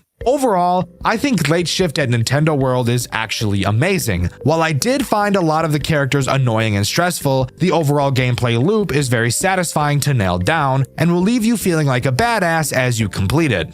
Yes, the entire game is just an asset dump, but you can't deny the crazy amount of effort and care put into it, and that's something I can always appreciate. I want you to think about the last time you've played a FNAF fan game that has introduced a mechanic you've never seen before. Maybe you think of Junior's deduction game mechanic. Maybe you think of Teelerland's upgrade system. Or maybe you dig really deep and think of One Night at Flumpty's 3 moving camera buttons. Whatever it may be, I'm sure you can agree that seeing a new mechanic is always interesting, and in my opinion is the most enjoyable part of playing FNAF games. I love exploring what people can come up with. Even if the new mechanics are frustrating, I still love them. The game we'll be covering today introduces a mechanic like nothing I've ever seen before. A game so obscure I'd never heard of it, and I'm willing to bet you've never heard of it either. The game we'll be covering today is After Hours at Cody's, a so far one-off FNAF fan game that introduces one of the most interesting game mechanics I've ever seen, while also telling one of the most gruesome and depraved stories I've ever witnessed. You're not going to want to miss what we have in store today, so let's dive into the world of After Hours at Cody's. Before each night, we get a small cutscene to show us a little bit of what we're getting into. In the Night 1 cutscene, we see a mysterious black figure cause one of the animatronics to awaken. And I'm not gonna lie, the animatronic that wakes up is a bit of a bad bitch, I'm not gonna lie to you. But with that, we do start Night 1. Night 1 obviously introduces one threat. But before we can start talking about that threat, we need to talk about the mechanic in this game that makes it so unique: the cameras. Taking a look at them, you'll notice that there's a long bar in the center of the map with one small section of it being red and a small rectangle quickly moving back and forth across it. If you haven't figured out what these cameras are about to do yet, then let me tell you. When you switch cameras, you will need to time the camera switch up with when the small moving rectangle is inside of the red bar. If you mistime it, then the camera you clicked on will load very slowly, and this is a very fast-paced game. If you time it properly, the camera will load almost instantly. This is such an interesting mechanic that I originally thought I was going to hate. But it's because of this mechanic that I've actually put After Hours at Cody's in my top 5 favorite FNAF fan games of all time. But the timing doesn't only relate to how fast your cameras load. If that was all it did, then this mechanic would be pretty lackluster overall. It also plays a much more integral role with a core mechanic of the game: the power. Your power drains pretty quickly in this game. However, there is a way to recharge it. And unlike in most FNAF games where you can recharge power, it's surprisingly not done by holding down a fucking button like a music box. Thank dick. This time around, it's also tied to the timing mechanic in the cameras. Every time you properly time a camera switch, a small battery multiplier will increase by 1 at the bottom of the camera. The higher that multiplier is, the more power will increase, with a maximum multiplier of 30. However, if you don't properly time a switch fast enough, then the multiplier will start to quickly decrease. So constantly switching cameras is a must. I think this is easily one of the most unique mechanics I've ever seen. It adds a level of skill that most other FNAF games just don't have. Most FNAF games' skill ceilings are marked by your reflexes. This one is marked by your rhythm, and I think that's awesome. But anyways, onto the threat this night introduces: Bad Bitch Bella. Or as this game calls her, Bella the Beaver. I think my name is a little bit better though, personally. Bad Bitch Bella has a very simple motive: walk to your office, put a collar on you, and walk you like a dog. You guys can feel free to defend yourself from her, which I will explain how to do in a moment, but I for one will already be on my hands and knees by the time she enters the office. She will try to enter your office through camera 5 or your right door. In camera 5, she'll have 2 stages. One where she's far away from the camera, and another where she's much closer. Once she moves to her second phase, you will have to use your camera's alarm system, which, lucky us, is also tied to the timing mechanic. When you press the alarm button, if you don't time it with the red bar, the audio will not play and you'll have to wait for your alarm to charge back up. When you use the alarm on Bad Bitch Bella, she will look at the camera. When she does, all you have to do is close your door, and eventually she will go back to the stage. If you don't use the alarm on her, she will pound on your door and drain a lot of power before leaving, and then Operation Walk You Like a Dog will be set in motion. Very easy character to explain two very important mechanics in this game. I think After Hours at Cody's Night 1 is a great example of properly introducing your game's core mechanics in a way that isn't confusing or overwhelming. Plus, you made the character really hot for no reason at all. This is a children's establishment. Why are the characters hot? That's something I'll never be able to wrap my head around. Now, how do we actually complete the night? Surviving until 6 a.m., Dexter? You fucking retard? Whoa. Hey now. The people in my comments don't like it when you say that word. Do better, retard. Anyways, no. Surviving until 6 a.m. is not how you complete a night in this game. After Hours at Cody's opts to use a task-based completion system. Now everyone hold your breath, because this could either make or break this game depending on how shitty the tasks are. You can exhale. It's okay. The task is mundane. However, it plays into the game's core mechanic, so it actually makes for a very satisfying gameplay loop. Remember that black figure that brought the bad bitch back to life? Well, that character is known in this game as the Anomaly. And judging by that name alone, I'm willing to bet you can guess what this guy is going to do and what the task system in this game is. The Anomaly has a random chance to appear on any of the cameras in your game at any time. If at any point you find him, you will have to use your alarm on the camera that he's on. When you do, your Anomaly counter will go up. After you find him 10 times, the night will be over. You do have to note that he will not always be on a camera, and if you don't find him fast enough when he appears, he will not stay on a camera forever and will eventually leave. Again, overall this mechanic is pretty boring, but because of how well it ties into the timing mechanic, it serves as one of the most enjoyable FNAF experiences I've ever had. But now on to night 2, except I lied because we actually have a cutscene to talk about first. My dear friends, the worst has come to pass. As many of you may already know, my brother, Darren, has not been found since his disappearance earlier this year. He meant the world to me, as I'm sure he did to plenty of you too. His astounding creativity and infallible craftsmanship became the source of so many wonderful memories for children all across the country. These moments we shared will remain evergreen to me for as long as I live. Before I continue though, I'd like to show you this. A child at Cody's gave this to me once when I was visiting the restaurant. Wonderful, isn't it? This creativity we inspire. As it pains me to say, I do understand the suspicion people may have had toward me in the months following my brother's disappearance. But please, I urge you all to understand how these events have weighed heavy on me. He was my family too. The threats I've received since then caused me to think about my place in all this. I know I may not have been the most communicative or involved between the two of us, but I still did hold so much love for the work we did together. All this is to say that I will be stepping down as proprietor of Cody & Co. I've had a long and fulfilling career, and I only hope that the kindness I've shown will continue to reflect on the company as I look forward to finding someone new to handle the reins. But until then, I hope only to leave this company in a better state than it currently remains.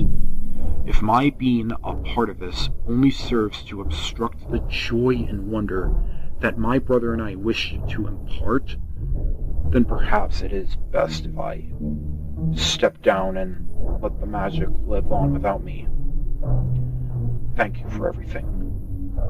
I genuinely had a wonderful time. So, we have two brothers that started this company together, and one of them tragically died. Now, I'm no FNAF expert. Okay, maybe I am a little. I think we're all smart enough to know that the pain in this guy's voice is definitely a little bit sussy. I'm not pointing any fingers here, but if it comes out that his brother is the one who killed him, I would not be surprised in the slightest. Anyways, on to night 2.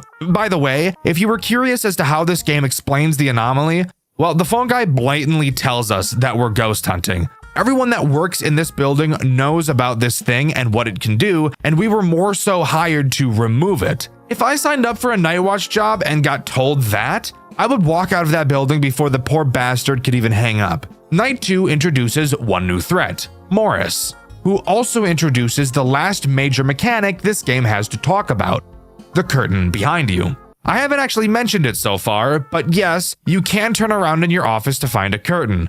It vaguely reminds me of the curtain from those nights at Rachel's. However, this game isn't mind-numbingly boring like that one is. Morris will slowly creep out from behind the curtains throughout the night. Occasionally, you'll have to turn around and force him back.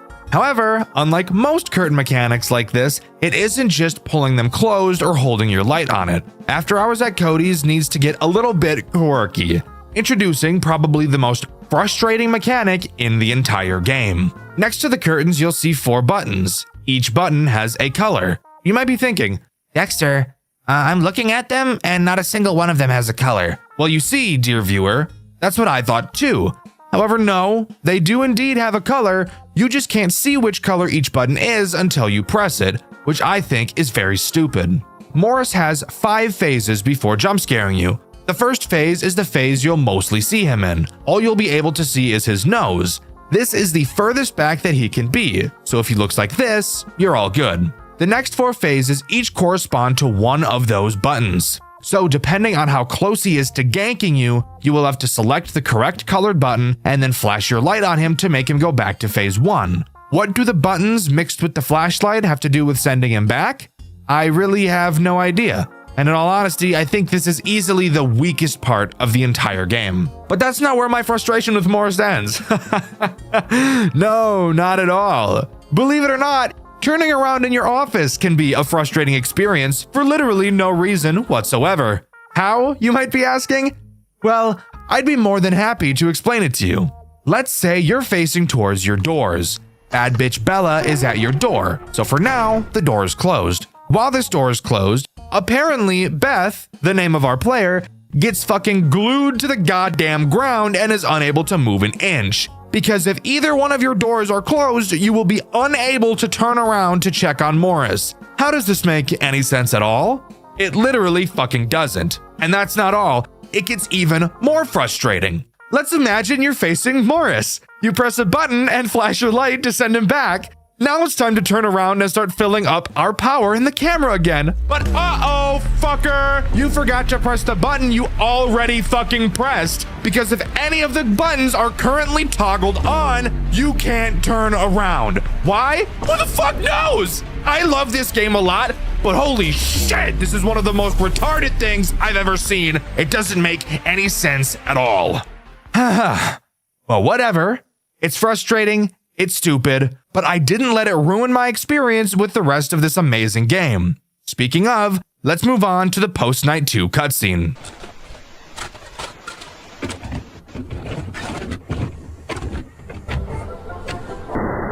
Greetings, employee, and welcome to part 3 of the Warren Tech Mascot Training Module. In this chapter, we'll be demonstrating how to safely wear and operate our patented Flex mascot suit. To begin the process, locate the 4 winding ports present on each of the character's limbs. Use your company-issued War Wrench to turn counterclockwise and disengage the mascot's enhanced performance mode. You should notice the eyes glow red from the activation of the light relay. This means that the mascot is ready to be worn. Simply be warned. Do not, by any circumstances, wear the mascot suit while it is still in its enhanced performance mode. Its specialized routines involve the full rotation and contortion of the extremities.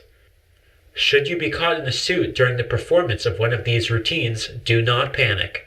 If you can, Tuck your legs and arms into the main torso and lower your head as far as possible. Repeat the phrase. Abort showtime routine. Donut protocol in effect. Abort showtime routine. Donut protocol in effect. So it seems we've found After Hours at Cody's spring lock equivalent.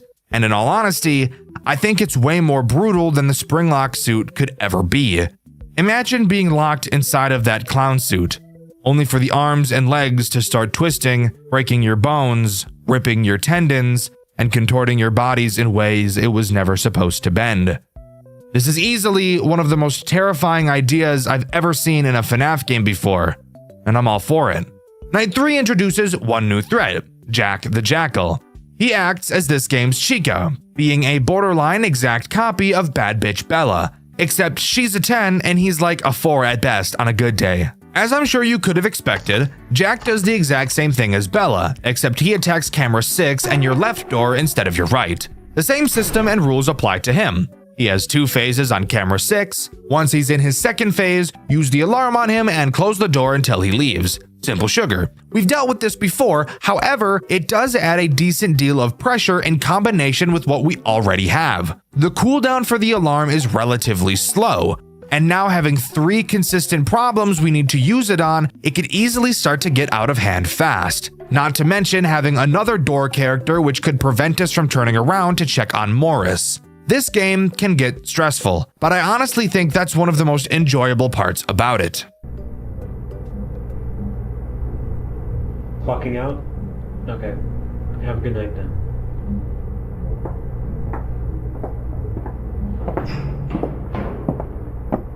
Hey, Lonnie, mind if I talk to you about something? Oh, of course. I was just about to finish up here. What's on your mind? So, I've been going over the company's financial statements to help allocate the budget for next year. I noticed that some of our bank capital's been withdrawn and donated to a couple of undisclosed recipients. They've been blocked out. You wouldn't happen to know anything about this, would you?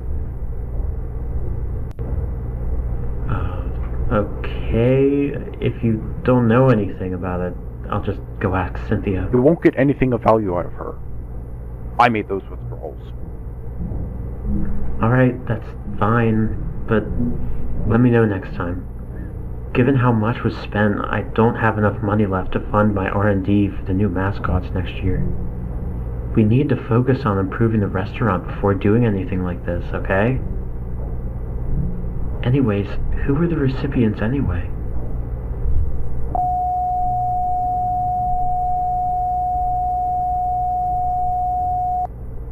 You're joking, Lonnie. Tell me you're joking.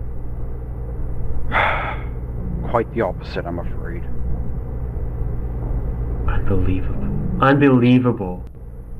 And after all that shit about dedicating yourself to the betterment of the company, to promise a business that would never do anything to harm its audience again, you pulled this on me?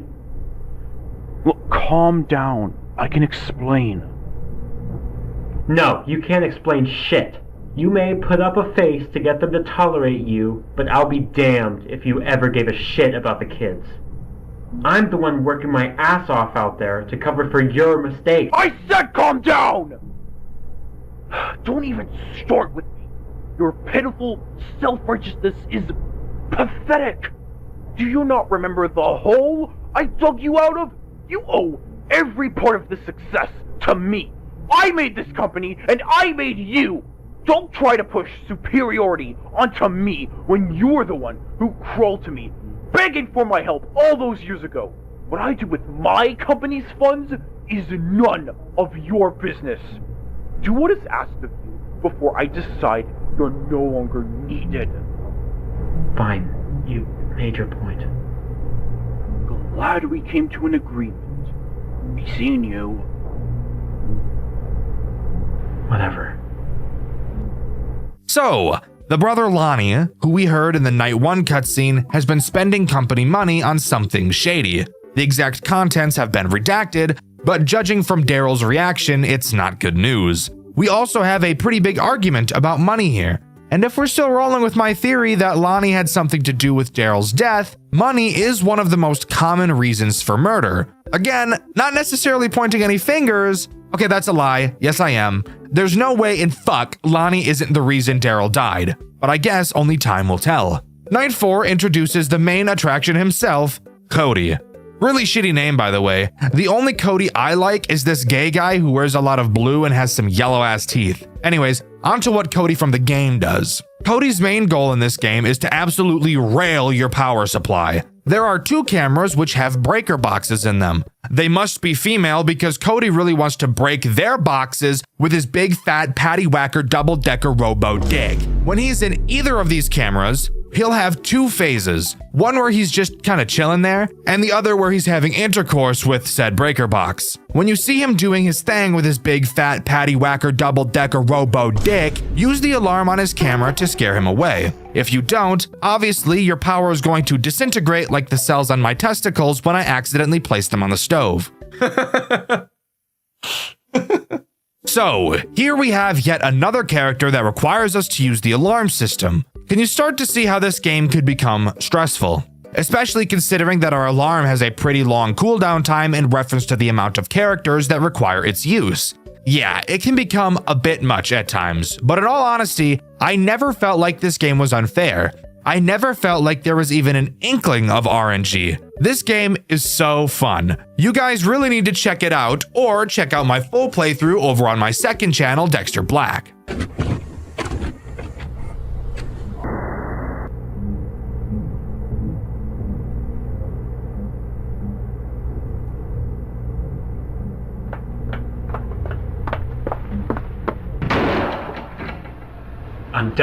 I'm done.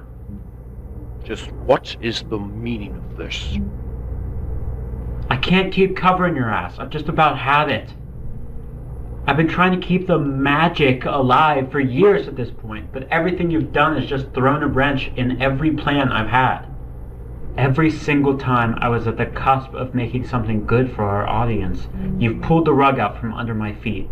Whatever, I know your heart was never really in it. Hell, we both know that neither of us would be here if it weren't for my mascots. Do I need to remind you of the last time we've had this conversation? No, because I've been thinking about what you said. Sure, you helped me out of a dark place, but I'm sure as goddamn hell you only ever did it to leech off my talent, knowing full well you couldn't produce a fraction of what we've accomplished here on your own. Just get to the point. You're wasting my time. I've had Cynthia pull our financial statements from the last 2 years. Don't even think about going after her when this is done, because she's made up her mind to leave long ago. I have the contacts of every news outlet in the state, ready to publish the uncensored documents at a moment's notice.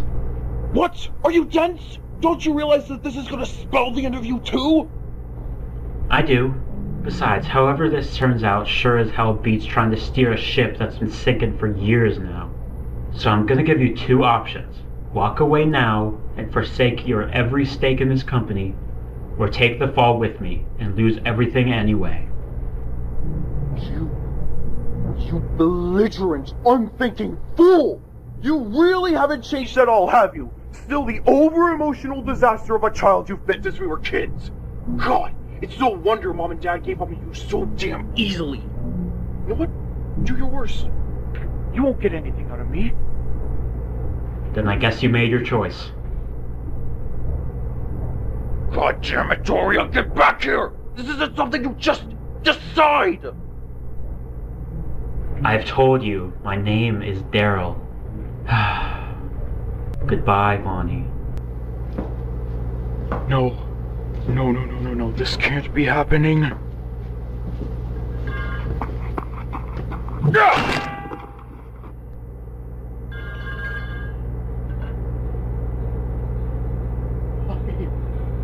Why are you making me do this? Tisk, tisk, tisk. Well. Looky what we have here. Exactly as I suspected. Lonnie killed his brother. Sure, Daryl was gonna bring the entire company to its knees, but to be fair, it was entirely Lonnie's fault. I also want to use this cutscene to bring up a problem I have with some FNAF fan games. Voice acting can really make or break an impactful scene in a game. You really need to be able to get an actor or actress who can really bring that energy that the role needs to tell its story. Lonnie's voice acting is bad, and it really shows in this Night 4 cutscene. From the mumbling, making it hard to understand what he's saying if it wasn't for the subtitles, to the actor not really yelling during a scene where he needs to be yelling, it makes this scene, which is supposed to be impactful and shocking, just feel very awkward and uncomfortable. Not every game needs voice acting either. If you're a dev working on a FNAF game, or any game for that matter, and you just can't quite find an actor or actress that can fit your role with the vision you had in your head, I honestly think it's much better to just leave the voicing up to the player, rather than using an actor or actress that is going to make your scenes feel like they came out of Garten of Banban, a game series with notoriously horrendous voice acting. Anyways, moving on to Night 5. It introduces nothing new and just serves as a more difficult version of Night 4, so there's obviously not a whole lot to talk about here. However, what we can talk about is the post-Night 5 cutscene.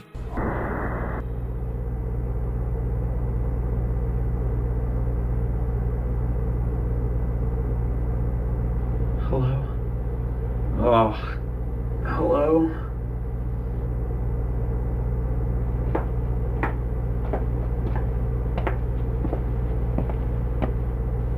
Lonnie, what is this? Get me the hell out of here. No. They can't know. God. Why are you making me do this? Wait, what? Lonnie, what the hell are you thinking of doing? Please. Don't make this harder than it has to be. Lonnie, please, no. Listen, don't do this. I'm your brother! You made me do this! They can't know. No one can know. Please, Lonnie, I don't want to die! I don't want to die! I don't want to die!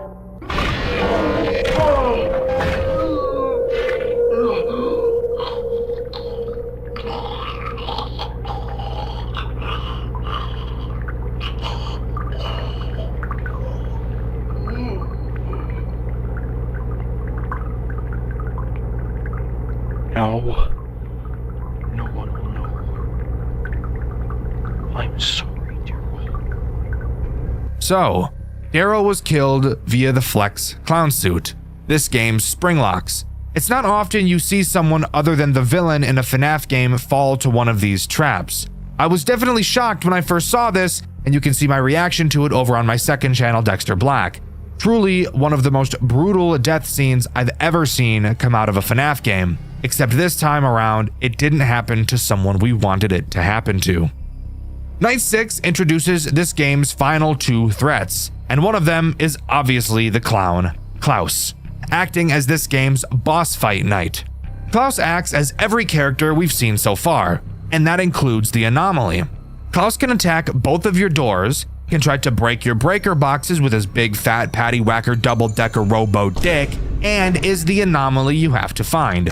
Namely, if his eyes are glowing, that's how you know to play the alarm. Do this 10 times and the night is over. But what about Morris? It's stated in the phone call that Klaus destroyed all of the animatronics. What about a Morris mechanic? Well, Morris is replaced by this night's second new threat, Shadow Cody, who is a much faster version of Morris. If you thought you had to check on Morris a lot, you have to check on Shadow Cody a fuck ton more.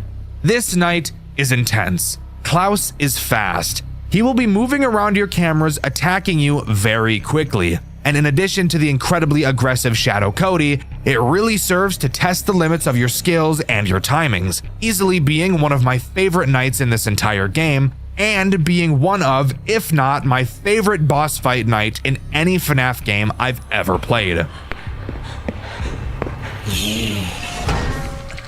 I need fingers. We're going to do wonderful things. Before Beth can leave the building, she's caught by Klaus, and is never seen by another human being ever again. A local who goes by the name Bethany Hasters has been reported missing as of Sunday 5 a.m. Last seen at Cody & Co.'s Game & Grub, authorities have been searching the vicinity and its surrounding forest areas to deduct what could have occurred. There is no current suspicion of foul play, but a manhunt will be conducted within the week. Authorities state to have found her place of work in disarray, sparking suspicions of the suspect being inebriated or the like. In addition to this, the robot entertainers of the restaurant were found completely disassembled and damaged beyond repair. The company has yet to release a statement, but the resigning CEO has spoken with authorities and announces that the robots will be sent for repair at one of the company's sister facilities. This story is depraved, and trust me, there's a lot that goes into it. Long before the game takes place, Cody & Co.'s Game & Grub was meant to be a second chance, a reopening of a restaurant that had already failed once before, revived under the guidance of Warren Technology. On the surface, it was nothing special. A modest, arcade-style diner built around animatronic mascots, struggling to stay relevant in a world that had already moved on. But beneath that fragile revival was something unstable, something unfinished, quietly embedded into the building's systems. That presence became known as the anomaly. Employees noticed it first, small things at the beginning, strange glitches in the animatronics' behaviors, systems responding without being touched, errors appearing where none should exist. Management acknowledged it, but only as a technical problem, something to be observed, something to be measured, not something to be feared. By the time Bethany Hasters was hired as the night guard, the anomaly was already spreading. Bethany's job was simple on paper: work the overnight shift, monitor the building, and collect data on the anomaly's activity. Her first night begins on November 9th, 1997, and at first, the restaurant almost feels dormant, quiet, empty. But that stillness doesn't last long, because each night, the anomaly grows more aggressive, and it chooses its host one by one. The first animatronic to fall under its influence is Bella the Beaver. Once a friendly mascot, Bella becomes erratic, hostile, and unpredictable, her movements no longer matching her original programming. The following night, Morris the Mouse is corrupted as well, then Jack the Jackal. Each evening, another animatronic loses control, as if something is slowly rewriting them from the inside. All the while, the anomaly watches Bethany. By Thursday night, even Cody, the face of the restaurant itself, is no longer safe. His corruption marks a turning point. The anomaly has nearly overtaken the entire system. Whatever restraint once existed is gone, and by Friday, the restaurant's original code is on the brink of a total collapse. Behind all of this is Warren Technology, and more specifically, the company's founders, Daryl and Lonnie Warren.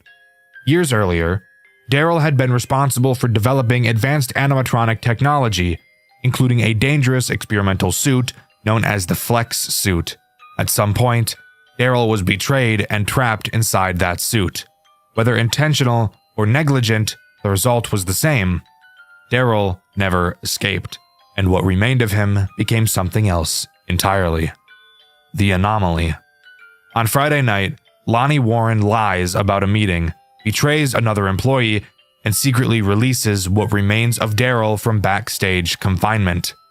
By Saturday, the animatronics have been dismantled, but the threat hasn't ended. The anomaly has a body now, a form known as Klaus, and it is no longer bound to systems or code. It hunts Bethany directly. Saturday night becomes less about surviving malfunctioning machines and more about avoiding a conscious entity moving freely through the building. And if that wasn't enough, another presence emerges: Shadow Cody, a dark manifestation tied to the restaurant's collapse, appearing as an additional threat. In the end, Bethany doesn't escape. She's caught by Klaus and taken away, her fate left deliberately unclear. In the final cutscene, Daryl, still trapped within Klaus, offers her a gift, hinting that her story isn't over, and that whatever comes next will involve choice, consequence, and continuation. And that's where After Hours at Cody's leaves us.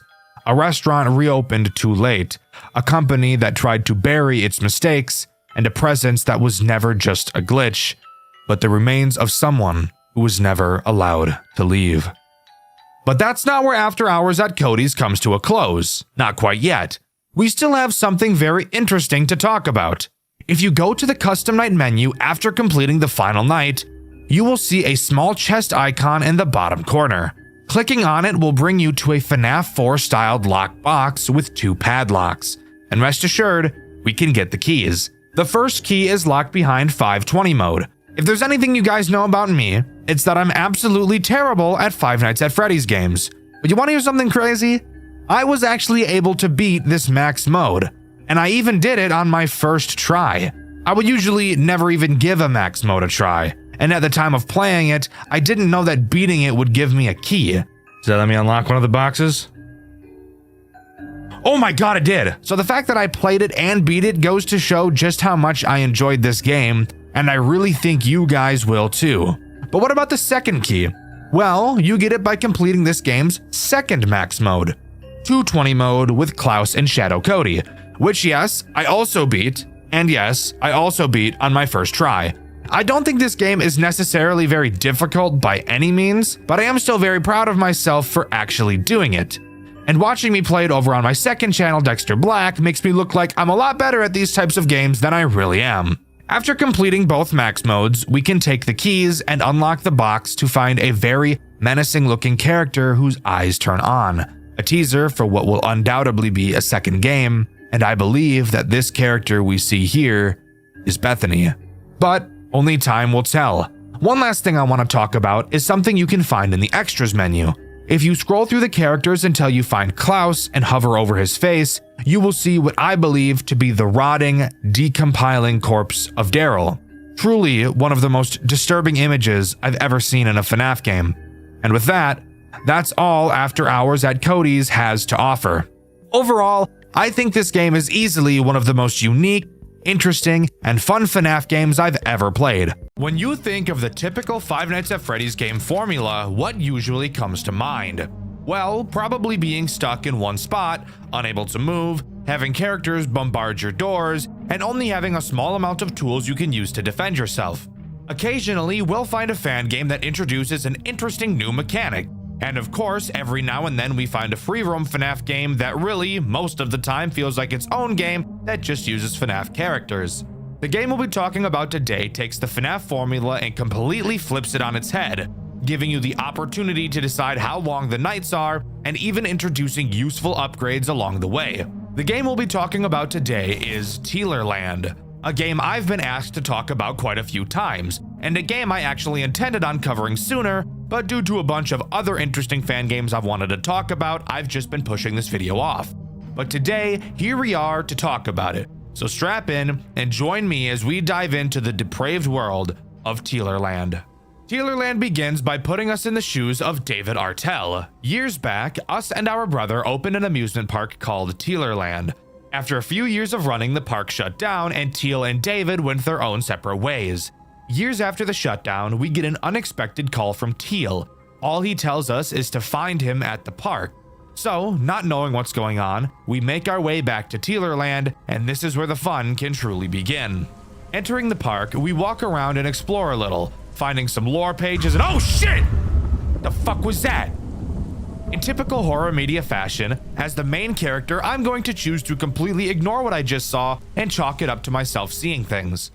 Continuing to search around the park, we eventually find a pile of garbage bags that look very out of place. Moving them, we find a hidden trap door. So what better choice to make than opening it and climbing straight down blindly instead of, oh, I don't know, going back home to our family and sleeping like a normal person? Of course, climbing down a ladder in a FNAF game isn't as simple as it sounds. Instead, it's made into a minigame very reminiscent of the vent crawling section from Sister Location. Except this time around, there is actually a threat. Because yes, if you didn't know, you literally can't die in the vent section of Sister Location. That entire game is hot ass, and if you'd like to hear me talk about how bad it is in another video, let me know in the comments below.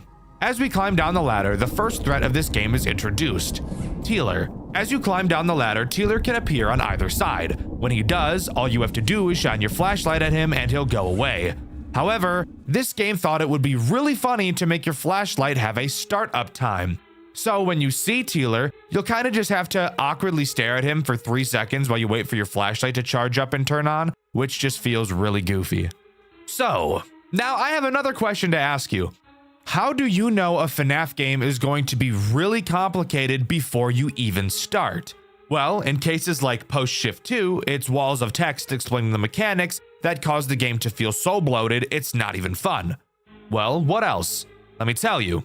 There is quite literally nothing scarier than opening a FNAF game and seeing that there's a tutorial night. That's how you know the game you're about to play is going to have the most obtuse and random mechanics you've ever seen in your entire life, and Teelerland is no different. So, now's the time I get to explain to you the several tools at our disposal in a way that is hopefully not mind-numbingly boring. But hold up, guys. I want to take a little break here to tell you that this video is sponsored by me. For those of you who didn't know, I have channel memberships. I would never ask anyone to do this as I don't even have any interesting perks attached, but if you really enjoy what I do and would like to support me a little bit extra, that's a great way to do it. Also, if you'd like to actually get something for your money in return, I have a merch store with some designs I commissioned from a fan, the same fan who actually drew these new character PNGs. So if you'd like to have my silly little demon character on your clothes, then that's a great place to go do that. And hey, if enough people end up liking that stuff, I will 100% get some more created in the future, and maybe even commission some more fan artists for some uniqueness in art styles. You can find the link to that in the description of this video. Sorry for the interruption, let's talk about Teelerland. To begin, there are 3 rooms that you can occupy: your office, the hallway, and the supplies room. Each does exactly what you'd probably expect. The office is where you'll do your major important operations, the supplies room is where you do important side objectives throughout the night, and the hallway connects those 2 rooms. Simple. To start, we need to understand how it is you actually complete a night in Teelerland, because it's not as simple as most FNAF games tend to be. Teelerland uses a task-based completion system rather than a time-based one, except, once again, Teelerland chooses to do something different than most task-based completion systems.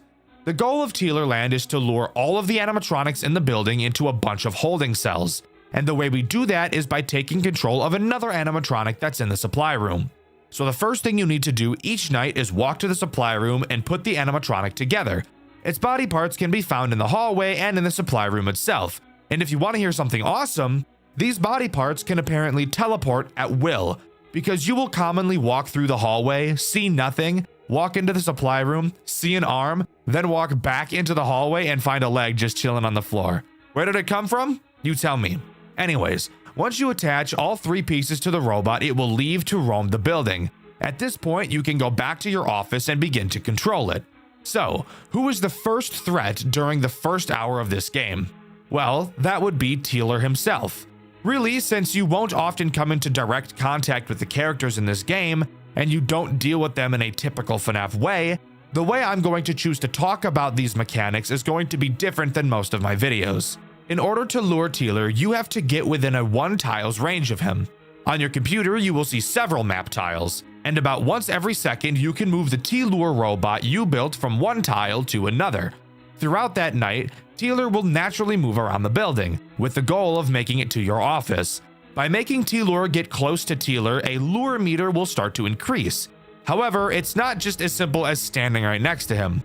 Teeler has the ability to infect the lure, meaning that if you make the lure stand in one spot right next to Teeler for too long, he will infect it. So all you really have to do is make sure you move back and forth while trying to lure him. If Teeler does infect your lure, you'll have to go back to the supply room and hack the firewall of the robot, I think. I don't really know what it is we're doing, I'll be honest. Basically, when the lure is infected, go to the supply room and open up your firewall. Inside, there will be a list of files with one of them infected.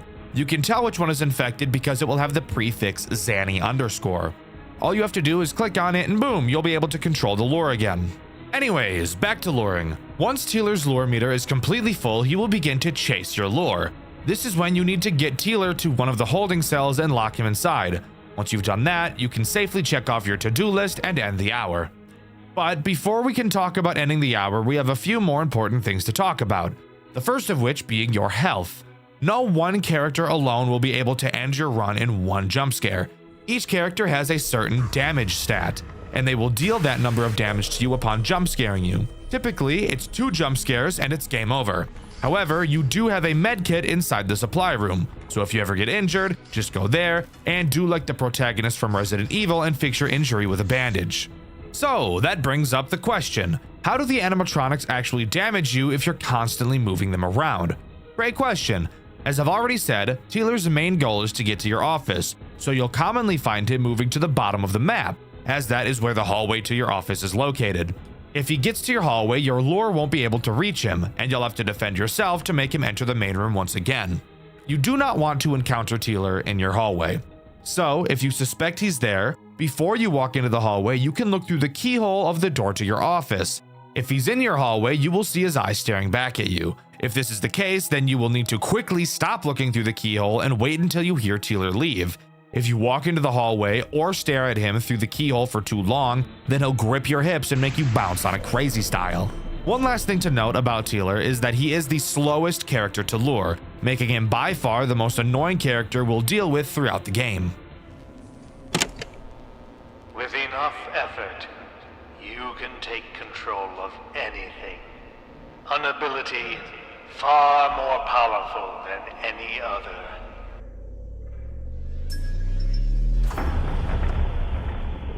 Now, before we continue on to the next hour, we need to talk about possibly the coolest thing that this game does. Teeler Land has upgrades that you can unlock and equip. Do these make sense from a story standpoint? No, not really. But is it cool nonetheless? Yes. Yes, it is. After each hour, you'll be able to access the perk menu. There are 6 perks for you to choose from. After completing an hour for the first time, you'll get a perk point, and you can get 2 additional perk points for completing the hard mode version of each hour, which, yes, by the way, each hour has a hard mode version for you to complete. There's no real use talking about them since nothing besides the difficulty really changes, but I will mention one additional thing they add. Every time you go to the computer, you'll have to type in a 4-digit code. It's annoying, that's about it. Anyways, back to the perks. You have 2 rank 1 perks and 4 rank 2 perks. Rank 1 perks cost 2 perk points each, and rank 2 perks cost 4 perk points each. So it'll be up to you to decide how you want to distribute your points. However, there is a clear answer as to which perks are the best. Let's start by looking at the rank 1 perks. The first adds a longer lure infection cooldown when you use the firewall, meaning that it will take longer for your lure to be able to be infected again. And the second rank 1 perk makes it easier to spot which text file in your firewall is infected. Considering it is incredibly easy already to tell which one is infected, it's safe to say that picking this perk is pretty useless. Moving on to the rank 2 perks. The first one really makes my ass quake because of how delectable it is, allowing the speed at which you unlock holding cell doors to increase. Opening the doors does take a considerable amount of time, so being able to do it faster is crucial. The second rank 2 perk just increases your max HP to 130. But generally speaking, if you're not a retard while you play the game, you shouldn't be getting damaged that often, so this perk is an easy skip. The third rank 2 perk increases the range at which your lure will attract the animatronics. This is quite literally so goddamn cock-sucking good I can't describe it to you. To not have to get super close to the characters in order to lure them will save you pretty much all chances you will have at getting your lure infected in the first place. And finally, the fourth rank 2 perk makes your lure move around the building faster, which is actually so yummy mashed potatoes in my belly, I couldn't help but buy this faster than your mom buys DoorDash, Uber Eats, Grubhub, and Postmates subscriptions. Now, moving on to hour 2, which introduces 2 new threats. Let's talk about the one that's a clone of Teeler first, Frill. Frill does pretty much the exact same thing as Teeler. You have to lure him into a holding cell and he can infect your lure. The only way he's different is how he goes about attacking your hallway. When Frill enters your hallway, he will quickly make his way to the door of whichever room you're in and make a noticeable sound cue. When he does, you'll have to look through the keyhole. Once he makes eye contact with you, he'll turn into a little piss baby and move back into the main room. What about the other threat? The one that isn't just an easier version of Teeler? Well, let me introduce you to Willow the Magician. Willow does not give a fuck about your lure, to put it bluntly. She will pile drive right towards your door with no hesitation. However, she is also probably the easiest threat to deal with in this entire game. When Willow enters your hallway, all you have to do is stare her down. Apparently, she's a little autistic and doesn't like eye contact. So all you have to do is make her incredibly uncomfortable in public situations where there are plenty of people around, yet somehow she still manages to feel unsafe because you're staring right at her. However, if you see her in the hallway and exit the hall or take too long to go into the hall, all of a sudden she'll start acting the way she was acting in the DMs and tear your ass to bits. His machines have far greater potential than what they were made for, sitting in this facility, rotting away. I will put them back together. Hour 3 introduces another copy and paste character. However, I don't feel like she's that big of an issue. The character in question being Tacy. Tacy is quite literally identical to Frill. She must be lured into a holding cell, can infect your lore, and is even dealt with in the hallway in the exact same way. The only major difference is that she's a lot quieter. She'll still make sound cues, but the chances of you actually hearing them are pretty low. This night does really start to bring into question how hard this game has the possibility of being. Since we obviously can't lure all 3 characters at the same time, it is very likely that at this point of the game we will pretty consistently have someone in our hallway. And with 2 of these characters requiring us to stare at them through a keyhole to deal with, it makes it a hell of a lot more likely that Willow will plow us in the ass. However, I do need to give Teelerland credit where credit is due. Although this game may sound like it can be incredibly unfair, this is honestly one of the most enjoyable FNAF experiences I've ever had. Even at the few frustrating bits I had, which you can see over on my second channel, Dxtr Black, I still found myself excited to play the next hour, and even found myself really wanting to complete the hard mode versions of the night, both to unlock the points and perks, and because it's genuinely just a super fun gameplay loop. Don't mind if I do. Done.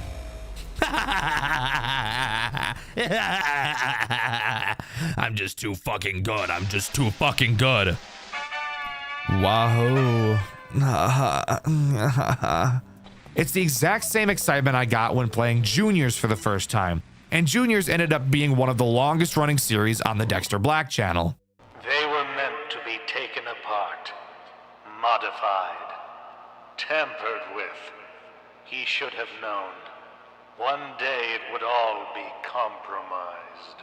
Hour 4 introduces a brand new threat to the mix with a new mechanic we haven't seen yet, so strap in. The threat introduced on this night is Mischievous. He does not have to be lured, and like Willow, does not give a shit about it anyways. He will lurk around your halls and wait to attack. When he enters your hall, his music box will begin to play. When you hear his music box, you cannot leave the room you're currently in or he will force himself on you. And this guy is really ugly, and you don't want that. After his music box finishes playing, he will leave a little doll in the room opposite of the one you're already in. You will then have to quickly move into that other room, find the doll, and click on it before the doll decides to do a little dance on it. Friction shit. This of course brings up the obvious issue. We have a character that forces us to switch rooms very quickly, and with several characters attacking our hall that require us to wait and be patient for us to leave, this could very obviously pose a pretty big threat if we were to get some poor attack timings. Once again, really showing how difficult, annoying, and RNG based this game can be.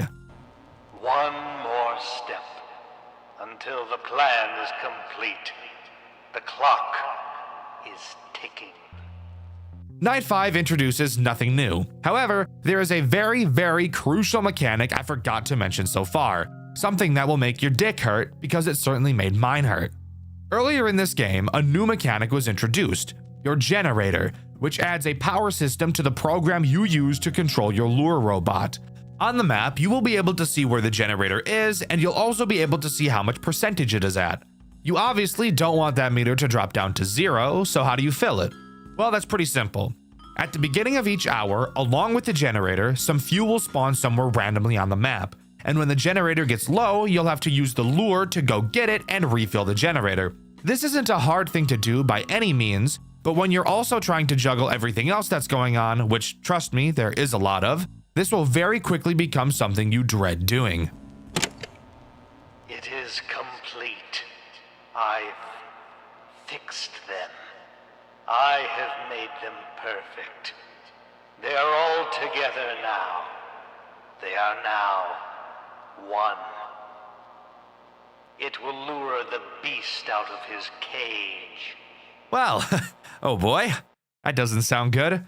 But I mean, what's the worst that could happen? It's not like they're going to take every character we've seen so far and merge them into one giant terrifying abomination and throw us into a new game mode that we haven't seen so far and have us learn from scratch, right? Oh, word. Shit is snowing. What's going on here? Oh, shit.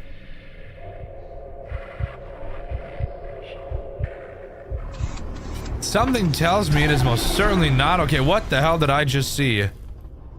What the fuck is that? Okay, so shit. That's exactly what's happening. Well, what do we have in store for us this time? For some reason, we're in a fucking dank cave. Not really sure why, but we are. And on top of that, there's a computer down in this cave. Again, not really sure why, but we roll with it, I guess. The goal of this finale hour is to destroy what this game calls Deterrent, which, yes, is every single character we've seen so far merged into one giant terrifying abomination. The way we go about destroying this thing is actually pretty cool and does literally feel like a boss fight, unlike most FNAF games that introduce boss fights. To start, let's talk about how Deterrent attacks, as it's pretty simple. There are two entrances to the room you're in behind you. Occasionally, you'll be able to hear him approach you from behind, and when he does, all you have to do is whip around and hold your flashlight on him. Which, yes, by the way, does have a battery life, so that's fun. Anyways, now to how we beat him. On the computer, we can see 4 rooms. Each room has a generator in it. When you hold the generator down, it will start to charge up. When it reaches 100%, it will explode. I'm sure you can see where we're going with this. You'll be able to see the Deterrent moving around on the map. However, while you're charging a generator, for some reason, you go blind, which serves to make it more difficult to track Deterrent, but also just literally makes no sense from a gameplay standpoint. But regardless, once you have a generator almost full, you will need to open the door to the generator's room. This will make the Deterrent enter the room, but he won't stay in the room for very long, which is why you should already have the generator borderline completely charged by the time you invite him in. Obviously, once he's in, blow that bitch sky high and deal some damage. Then do this 3 more times, and congrats, you've won. Fucking moron, he did it 4 times! Ooh, what the hell? Where am I going? Oh. Yay! Hooray! Hooray! We fucking did it. Oh shit. What's gonna happen here? Oh damn. Oh.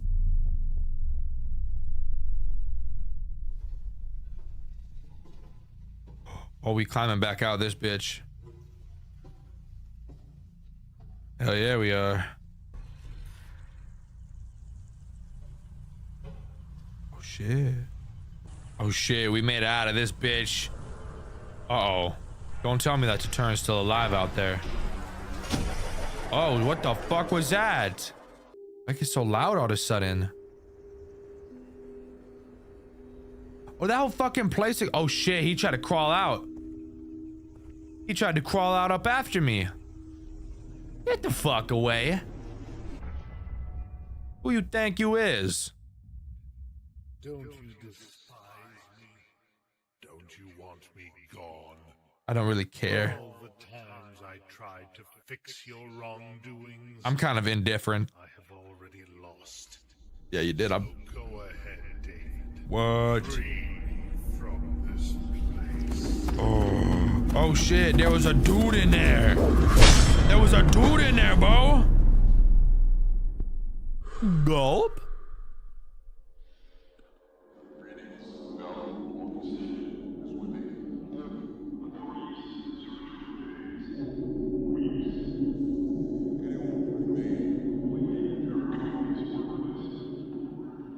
Brutally slaughtered.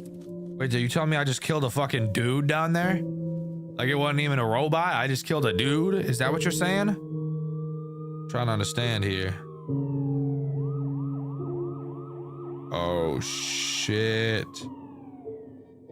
That is disco, bro. Healerland. No, that was badass. That was a badass game, bro. I can't even front with you. And just like that, we have completion. David puts an axe through the Deterrent's head, and we have game over. Except one where we look like a badass. But the story of Teelerland is far more interesting than just that. It begins with two brothers, long before the lights of Teelerland ever flickered on. Teal Artel and David Artel built their company from nothing, a small business that slowly grew into something bigger, something sharper. And at the peak of that momentum, the brothers opened an amusement park attraction. Something simple, something fun, something that, at the time, didn't feel like it carried any real weight. That attraction was called Teelerland. For a while, it was nothing more than a strange little corner of the Artel brothers' world, a pet project tucked into the side of a much larger dream. Families came and went, the park buzzed with life, and nobody thought of it as anything more than a novelty. But places like this don't stay harmless forever, not when the people running them drift apart, not when one of them starts slipping into ideas that don't belong in an amusement park. Eventually, Teal and David's partnership cracked, the company fractured, and not long after, Teelerland shut down completely. No public explanation, no clean ending, the gates closed, the lights went out, and the attraction was left to rot under its own dust. When the world moved on, the Artel brothers went their separate ways. One of them tried to rebuild his life, the other vanished. Years passed before David Artel heard from his brother again. Out of nowhere, Teal reached out to him, a voice from a past he thought he'd buried, begging David to return to the old amusement park. The message didn't make sense. It didn't sound like the Teal he once knew, but there was fear in it, desperation, something that made David realize he couldn't ignore it. And so, against every instinct telling him to stay away, he went back. When David arrived, Teelerland was worse than abandoned. It felt staged, silent in a way that didn't feel natural, half-crumbled structures, props left in strange positions, as if the place hadn't simply been forgotten, but deliberately prepared for someone. And as he wandered deeper into the park, trying to find his brother, he stumbled across something that confirmed it, a hidden entrance leading down into the earth, tracing beneath the park itself. David's company, the one he and Teeler built together, had been hiding an entire facility underneath the attraction. A whole underground complex, sealed off from the public long before Teelerland ever closed. A place where their past hadn't just been stored, it had been left alive. Once inside, David realized this wasn't just a forgotten workplace. The lights still worked, the systems still responded, and something else was awake down there with him. Something that didn't want him leaving. As he pushed further into the complex, the truth started to bleed through in fragments. Teal had been down here. Recently, he'd been working with the animatronics again, repairing them, rewiring them, bringing pieces of a dead attraction back to life. But whatever he had been doing, it wasn't for entertainment anymore. The machines began to move on their own, stalking the halls, watching David, responding like something had trained them toward him specifically. None of this was accidental. None of this was the result of some wandering malfunction. Teal had built an entire scenario deep underground, a controlled maze, a sequence of escalating encounters, leading David step by step through the remnants of their old work. Every hour that passed in the facility dragged him closer to the heart of the place, and closer to Teal's intentions, and along the way, David discovered something he had always kept buried. The truth about what happened years ago, about the employee who died, about the body that David hid, and about what that one terrible decision did to Teal's mind. When Teal finally emerged, no longer the person David once knew, but someone warped by grief, guilt, and obsession, David realized the entire journey through Teelerland had been orchestrated. Teal didn't bring David here to save him, he brought him here to force a reckoning between them, surrounded by the machines that represented everything that went wrong in their lives. The final confrontation wasn't between man and animatronic, it was between brother and brother. One consumed by the past, the other trying desperately to bury it. And in the end, the fight ended the only way it could. David killed Teal. Not out of malice, not out of hatred, but out of a moment where survival became the only option left. When it was over, the facility fell silent. The machines powered down, and as David surfaced from the underground, authorities arrived. They didn't see a man who'd been hunted. They didn't see the twisted maze his brother designed. All they saw was David Artel standing over the body of his own brother. He was arrested, charged, and locked away. And just like that, Teelerland, the amusement park, the secrets beneath it, the broken partnership that created all of it, was left behind again.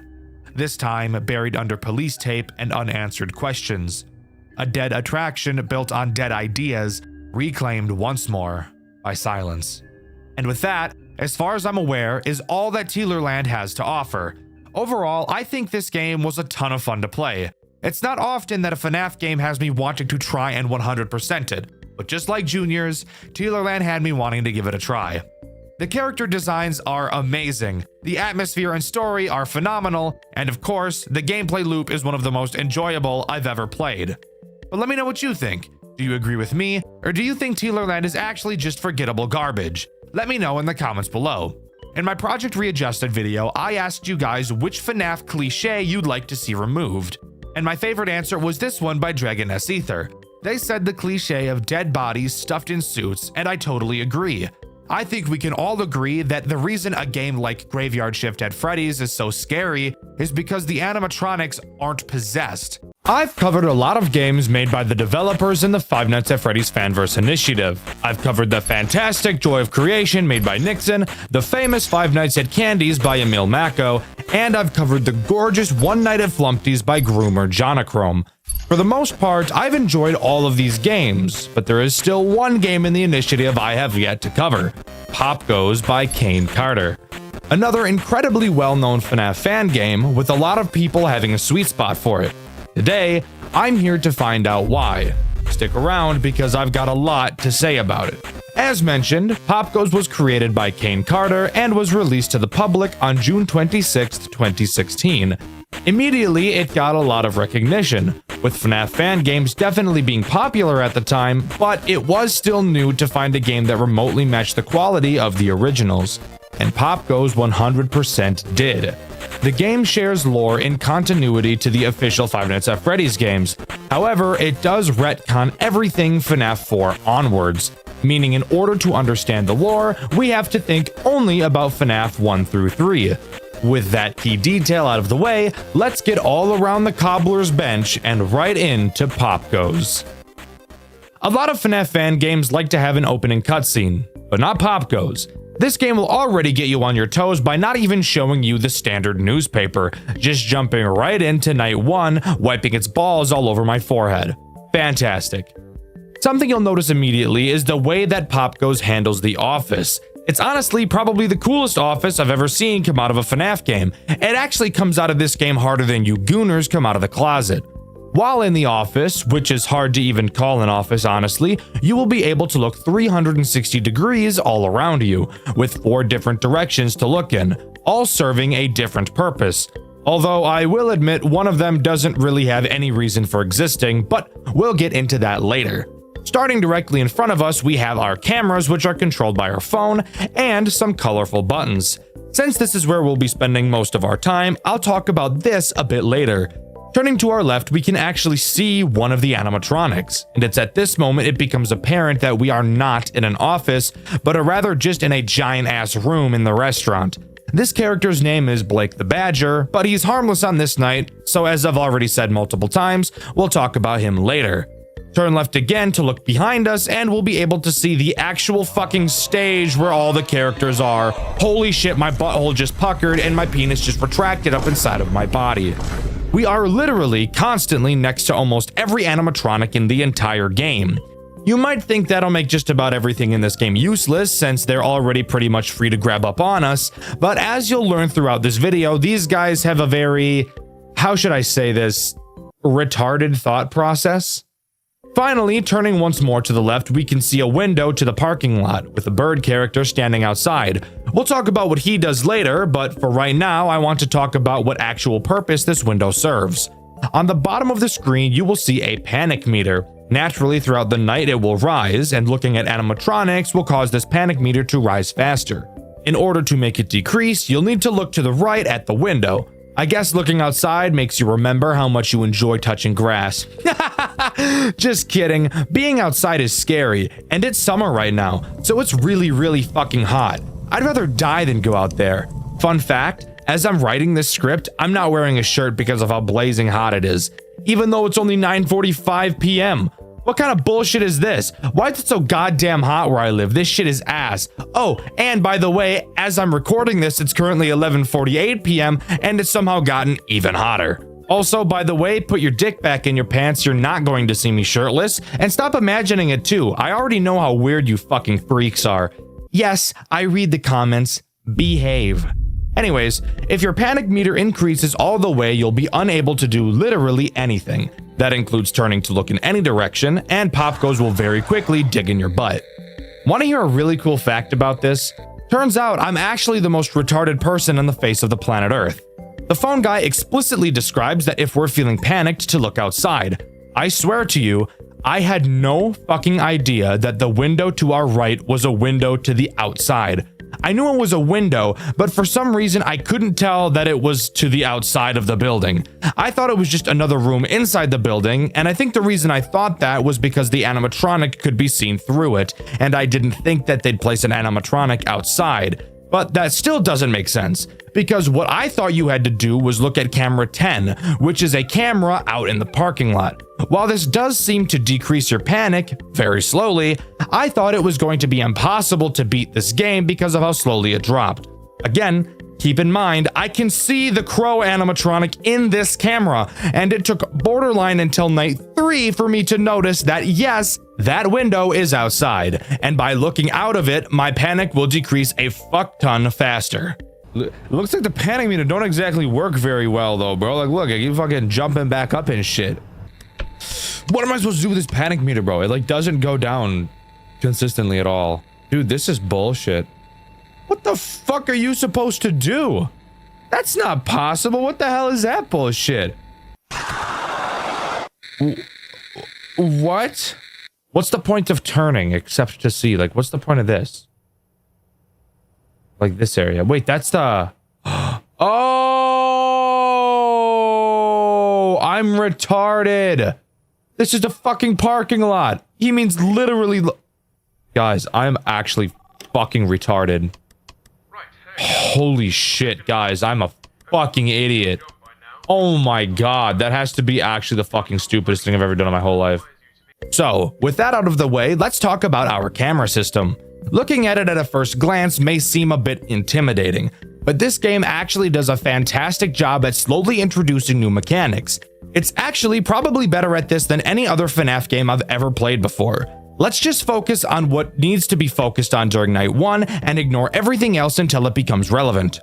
Obviously, you can switch through the cameras like any FNAF game, and the cameras in this game use no power. In fact, this game doesn't even have power to begin with, which I think is something we can all appreciate. The only other thing on the cameras we need to worry about is the room shutdown button. This button does exactly what you think it does, temporarily shuts down the power to a specific room. You'll notice you can only use this button on cameras that have this weird device on them, and if you can't tell what this is, it's a 3D printer. Why are there 3D printers here? Well, canonically, I'm pretty sure it's because the kids that come to the restaurant can print out their own animatronics or something like that. I don't really know. I was more focused on the phone guy talking about his boring ass life. I wasn't really paying attention to the actual story of the game very much. Where these 3D printers come into play during gameplay is when we talk about our boy, Pop Goes the Weasel. Yes, we are actually introducing the main character of the game on night 1, something quite a few FNAF games don't like to do until later nights. Pop Goes will leave his stage and head towards any room with a 3D printer, which by the way you can actually turn around and watch him leave via walking through the very room you're sitting in. Remember how I said the characters in this game make some pretty retarded decisions? Yeah, this is one of them. If Pop Goes' goal is to kill me, why doesn't he just do it? He's literally directly behind me. It would not be hard at all. In fact, the only time he does kill you is when your panic meter gets too high. So, if he doesn't kill you himself, how is he a threat? Great question, and one I'm going to answer because, no shit, it'd be a pretty shitty review if I didn't explain anything. Once Pop Goes enters a room with a 3D printer, he will attempt to print out a piece of a character called the Black Rabbit. It's literally just Shadow Bonnie from Five Nights at Freddy's 2. In order to stop him, you will have to shut down the room he's in before he prints it. This will make the printer turn off and will make him leave to go find another one. After a few seconds, the power to the room will automatically come back on, so you don't have to worry about losing sight of the room forever. Pop Goes is completely relentless. The moment you shut down one room, it won't be long until he attacks another, which actually leads to a constant pressure gameplay loop. Typically something I would find unfun, but again, this game actually does it incredibly well, and I think it has everything to do with how well it introduces new mechanics. But back to Pop Goes. If you don't shut down the room fast enough, he will print out a piece of the black rabbit and walk back to the office. If you turn around, you can actually catch him placing the piece he printed out on the table behind you. If he prints out every piece, the black rabbit will become active and immediately kill you. I personally never died to the black rabbit, which goes to show either how easy this game is or how much fun I had playing it that I was able to find a rhythm. I should briefly mention how the phone calls in this game work, since they're also quite a bit different from most I've seen.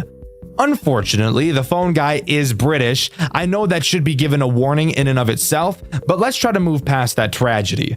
After getting the typical phone guy spiel, you're given 3 options for things to ask him, and whatever you choose will actually give you some branching dialogue, giving a small bit of replayability to each night. One option usually elaborates on a mechanic, another usually does some lore dumping, and the final is typically just some silly fun.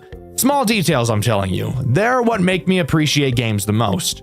But after beating night 1 in typical FNAF game fashion, we're tossed into a post-night 8-bit minigame to do some lore dumping.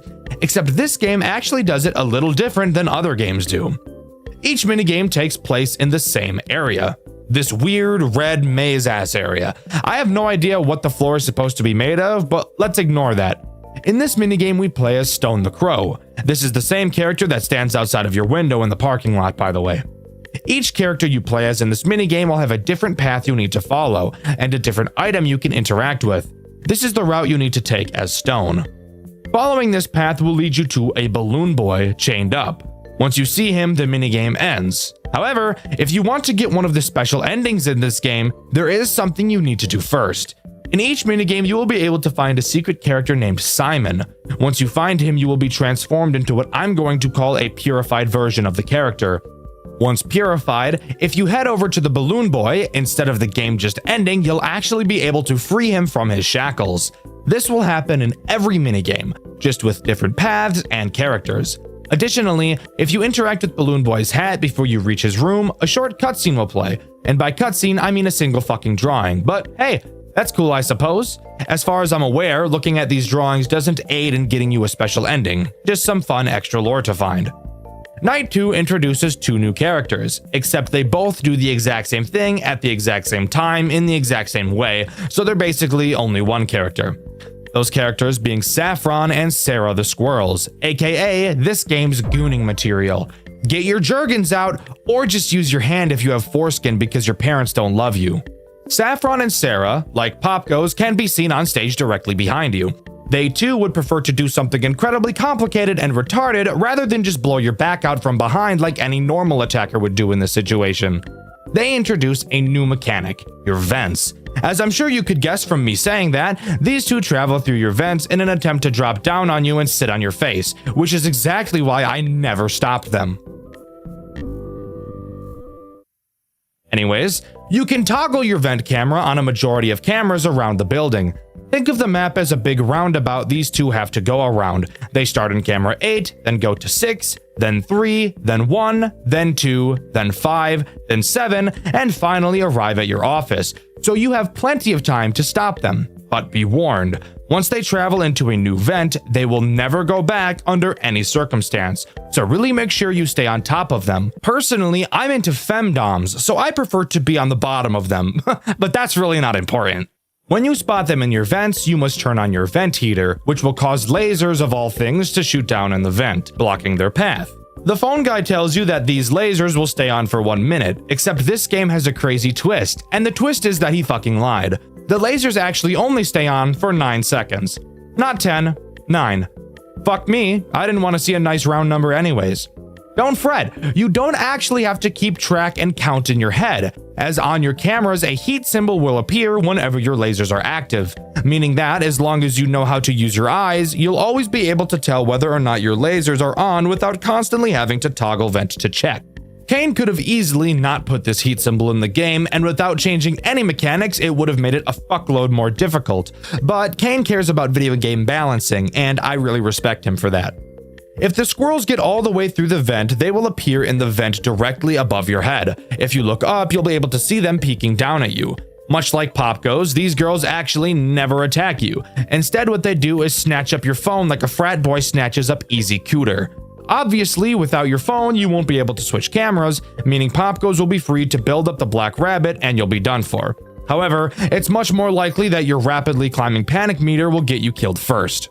Anyways, on to the post-night minigame. This time we play as Saffron and we're tasked with finding Toy Freddy. Very similar to last night, we can find Simon, become purified, and free Toy Freddy from his shackles. Oh yeah, and additionally can view another picture with some loud-ass music playing as well. Lore or something! Also, by the way, here's the path you need to take. Night 3 introduces one new threat, Blake the Badger. However, I first want to talk about a threat I haven't mentioned thus far, Stone the Crow. He actually has two different attacks, one that becomes active early in the game, and one that doesn't become active until a later night. Both of his attacks are actually the most threatening and annoying out of any character in the entire game. Crazy how one character can have multiple ass-erupting problems that I hate. His early attack has him just be an annoying prick. He will occasionally appear on your cameras and block your entire view. This prevents you from seeing Pop Goes, which is obviously not great. But if that wasn't enough, when you look at him, your panic meter actually increases way faster than normal. And want to know the coolest part? The higher your panic, the more commonly he appears on your cameras. That's a fucking wombo combo if I've ever seen one before. Holy shit. Leave my poor anus alone. It's had enough. In order to make him stop appearing on the cameras, you obviously have to lower your panic. Ironically, by staring at him out in the parking lot. Let's just pretend like that makes sense. Anyways, now I can talk about Blake the Badger, a character who is literally just fun. As I mentioned previously, Blake can be seen directly to your left. This, by the way, is the direction that is pretty much useless to look in. Along with seeing Blake, you can also see the door to the server room in this direction. If you look this way long enough, you'll see Blake walk into this server room. You can view the server room on your cameras where you can see Blake present. This camera is one of the reasons why watching him move real time doesn't matter, because you'll be checking the cameras consistently anyways. Blake has you play Simon Says. Hey, Simon! Like the guy in the minigames. I wonder if that's a coincidence. Once Blake is in the server room, he will set the monitor inside to a certain color.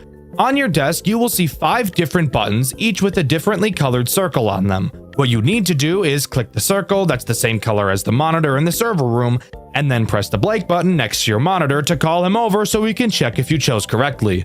When you call him, by the way, he will literally come right up to you.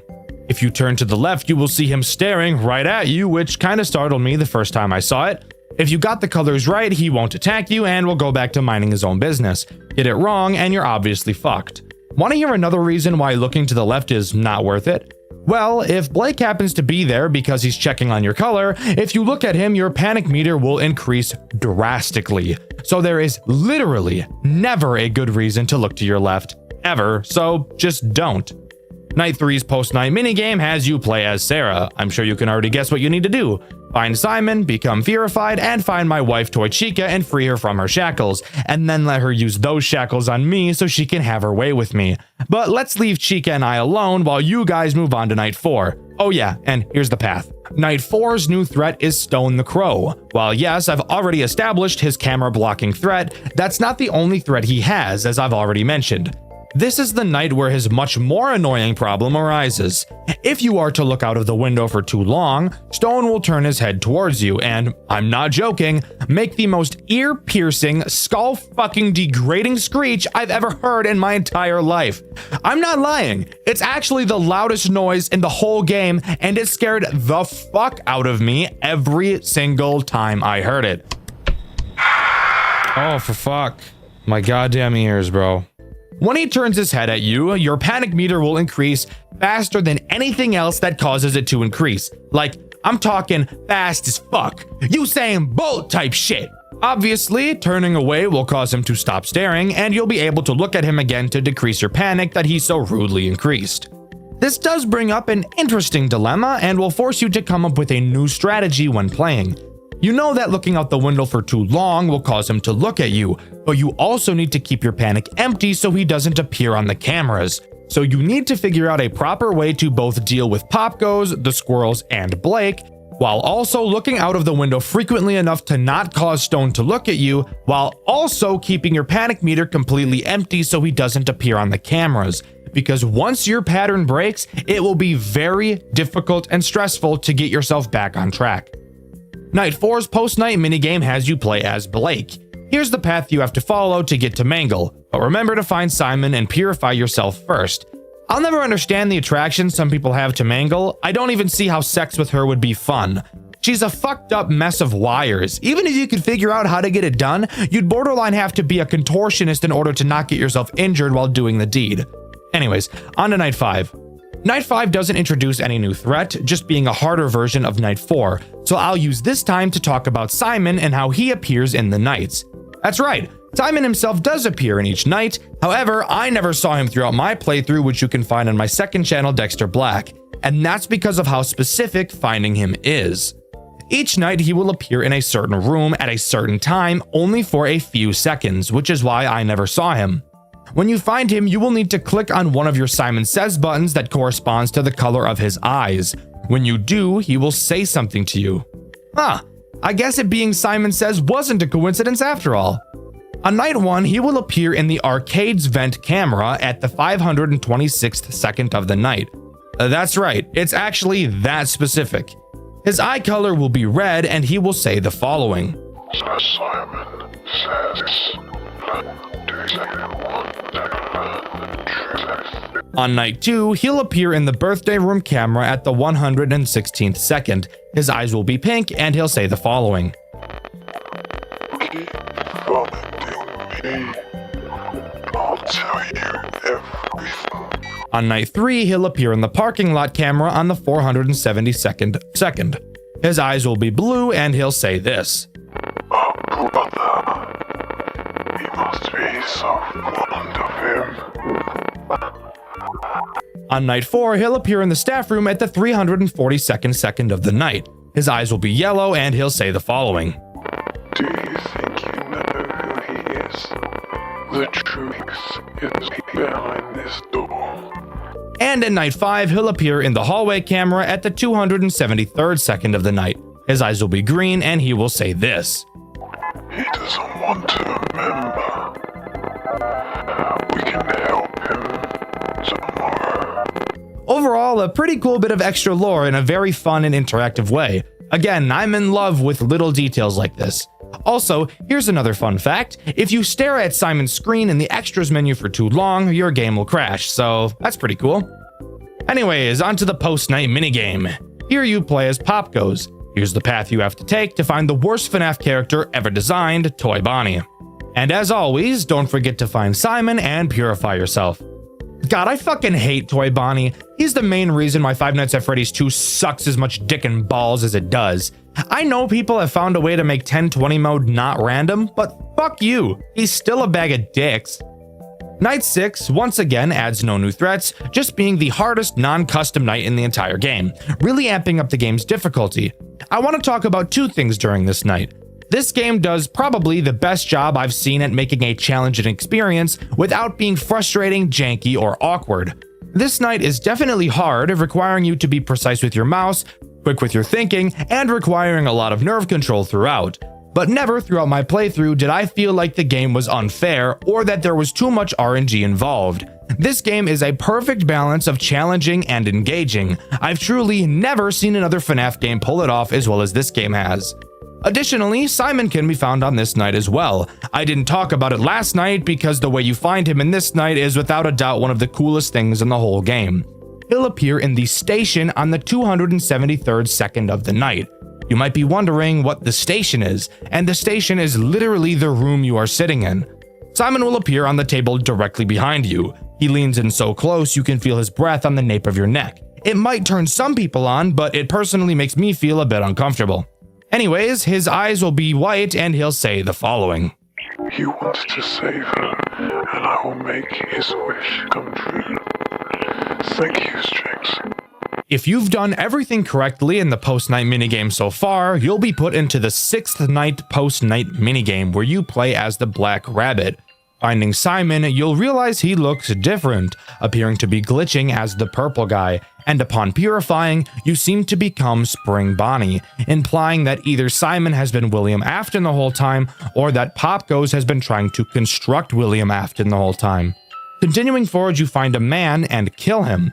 This man being Fritz, or Jeremy Fitzgerald, the phone guy who's been talking to us throughout the nights. Hold the fuck up. The phone guy has been Jeremy Fitzgerald, aka the person we play as in Five Nights at Freddy's 2?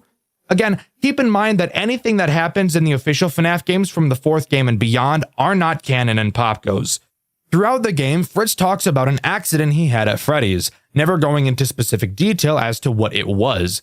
I'm going to take a guess he was either the Bite of 87 victim or the Bite of 83 victim, since he also mentioned that he used to work for Freddy's. You might think that it can't be the Bite of 87 because we already know that that was a child, and Fritz mentions that the accident happened when he was a teenager. But again, remember that we learned it was a child in Five Nights at Freddy's 4, which isn't canon to this game, so it could be up in the air. If you have a better idea, or you know I'm wrong as fuck, let me know in the comments. I love reading your guys' corrections. During the last night of this game, Fritz asks us a question. Would we forgive someone who did something terrible, given that we've known the person for a long time? Then, instead of getting to ask him a question at the end of the call like every other night, we're instead only given the option of selecting yes or no, with no response given after our answer. I'm going to assume that this hypothetical question is about William Afton after he did what he did to the children. Fritz mentions earlier in the call that he feels like William probably had a good reason to do what he did. Fritz knew William and didn't want to believe he killed the kids with no good reason. I think he asks us that question in an attempt to make himself not feel so alone in wanting to forgive him. After killing Fritz in the final minigame, one last cutscene plays out.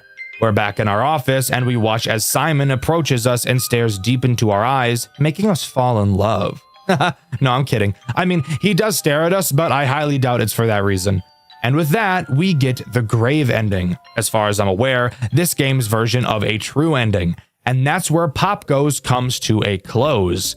Overall, I actually love this game. Originally, going into it, I was nervous that this video was going to be another hit piece like Jolly, but I was actually very pleasantly surprised when it turned out to be a very enjoyable experience. I truly think that this game has the best difficulty balancing of any FNAF game I've ever played. Each mechanic feels solid and has great synergy with every other mechanic, without having the game feel unfair and overwhelming while still providing a satisfying challenge. The story isn't too convoluted, and there's not a lot of garbage hoops to jump through to be able to experience it, which for someone like me, who dreads learning the lore in games, can really appreciate. Because of all of these reasons, I'm placing Pop Goes in my top 10 favorite FNAF games of all time.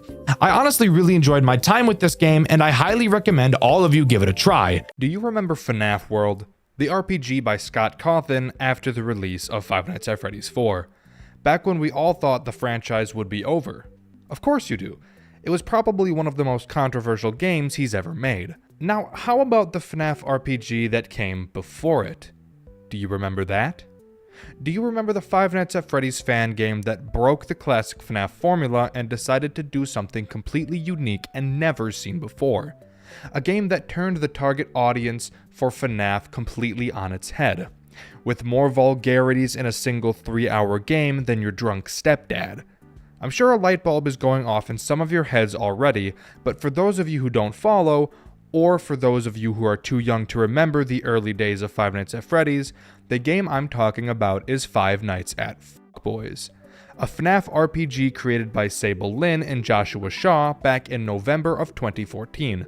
For all of you that remember, I'm going to take you on a stroll down memory lane as we dive back into the world of Five Nights at Fuckboys. Since the franchise has been released, there has been an updated version created by Zane. The update greatly fixes a lot of problems that the originals had, such as the sound effects not being louder than an atomic bomb, and much needed difficulty balancing.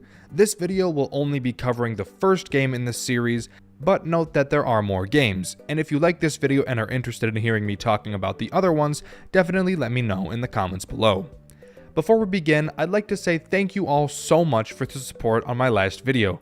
Within 4 days of that video being posted, it passed 1,000 views, which is absolutely crazy, and I honestly can't thank you all enough. Roar the Rapper corrected me on the comment I made about taking shifts in my last video, and that gave me a fun idea. I think it'd be fun to ask you guys a question at the end of the video, and show my favorite answer at the beginning of the next video, so stick around to the end of the video if you'd like to participate. Without further ado, let's get into the video. In Five Nights at Fuckboys, we play as Freddy. We start on the show stage in the original game's location. We can move around the pizzeria freely and explore wherever we'd like. Even though this game is pretty linear in terms of progression, I really like that no location is blocked off until we make progress, aside from the office, which is only unlocked at the end of the game, but that's for good reason. The goal of this game is to get into the office, presumably to kill the security guard, just like the animatronics from the original. However, if you just try to go to the office right away, the security guard will see you coming because of the cameras and shut the door on you, but not before Freddy says this amazing line. I want you inside of me. And they say chivalry is dead. Ladies, this is what a real man should be saying to you. That was a joke, by the way. So, since it's clear that the security guard can see us coming, what would the logical choice be? Do we wait outside of his door so that the power runs out?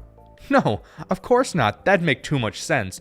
What we do instead is beat the shit out of all the cameras so that he can't see us. Alright, cool. A new objective. There are multiple cameras around the pizzeria, just like the original, but we really have to be careful as each of these cameras act as a boss. You can tell which cameras are more difficult than others because before you choose to fight them, you can see their difficulty listed at the top of the screen, which I think is a really nice addition. But before I can dive into the boss fights, we have to talk about how this game actually plays. As I said, this is an RPG, so there is a lot of turn-based fighting. But try your best not to let that turn you off from giving this game a try. As you walk around the pizzeria, randomly you will enter fights with party hats. There are multiple types of party hats: alpha hats, beta hats, gamma hats, and omega hats. Each listed is more difficult than the last, each having more health, damage, and skills as the last. The area of the pizzeria that you're in dictates which type of party hat you will find. This is a small way of letting you know which area you should be going to. If you're used to fighting alpha hats, which are the weakest, and you wander into an area that has omega hats, which are the strongest, that's a pretty good sign that you probably shouldn't be over there yet. That's what I mean when I say that the game can be pretty linear progression-wise. However, I really like that even though in that situation there's no way you'd be beating an Omega Party Hat, you still have the option to venture over there, something which I wish modern RPGs would do. Beating Party Hats, or any enemies, will give you XP and tokens, an in-game currency you can use to buy items. At the start of the game, you can buy items from the vending machine in the dining area. The vending machine sells really shitty items, but shopping from here will be pretty necessary for the early moments of the game. When I first went into this game, I told myself I wouldn't use items in battle. I was thinking of this game like Pokemon. In Pokemon, I hate using items in battle, so I thought I could do that here too. Let me tell you, you will need to use items in battle, as this game is most likely impossible without them. However, unlike Pokemon, where using items in battle makes the game incredibly easy, even with items in battle in Five Nights at Fuckboys, you'll still probably find yourself struggling from time to time. I think if you want to say you don't want to use items in battle for a challenge, don't use pizzas or cakes. Pizzas heal health and cakes revive party members. A character you get later in the game can do both of these things with a special ability, so using them, while doing the same thing, can't be spammed as much as the items can. In battle, I liked to use just the soda as an item, since I felt it didn't make every fight super easy. Soda just increases your party member's SP, which stands for special points. Don't worry, I'll get into all that later. I suppose I should probably talk about how the battling works. As you enter a battle, for each character in your party, you get to select one of 4 options: Scream, Skills, Guard, and Item. Scream is just a basic attack that costs you nothing.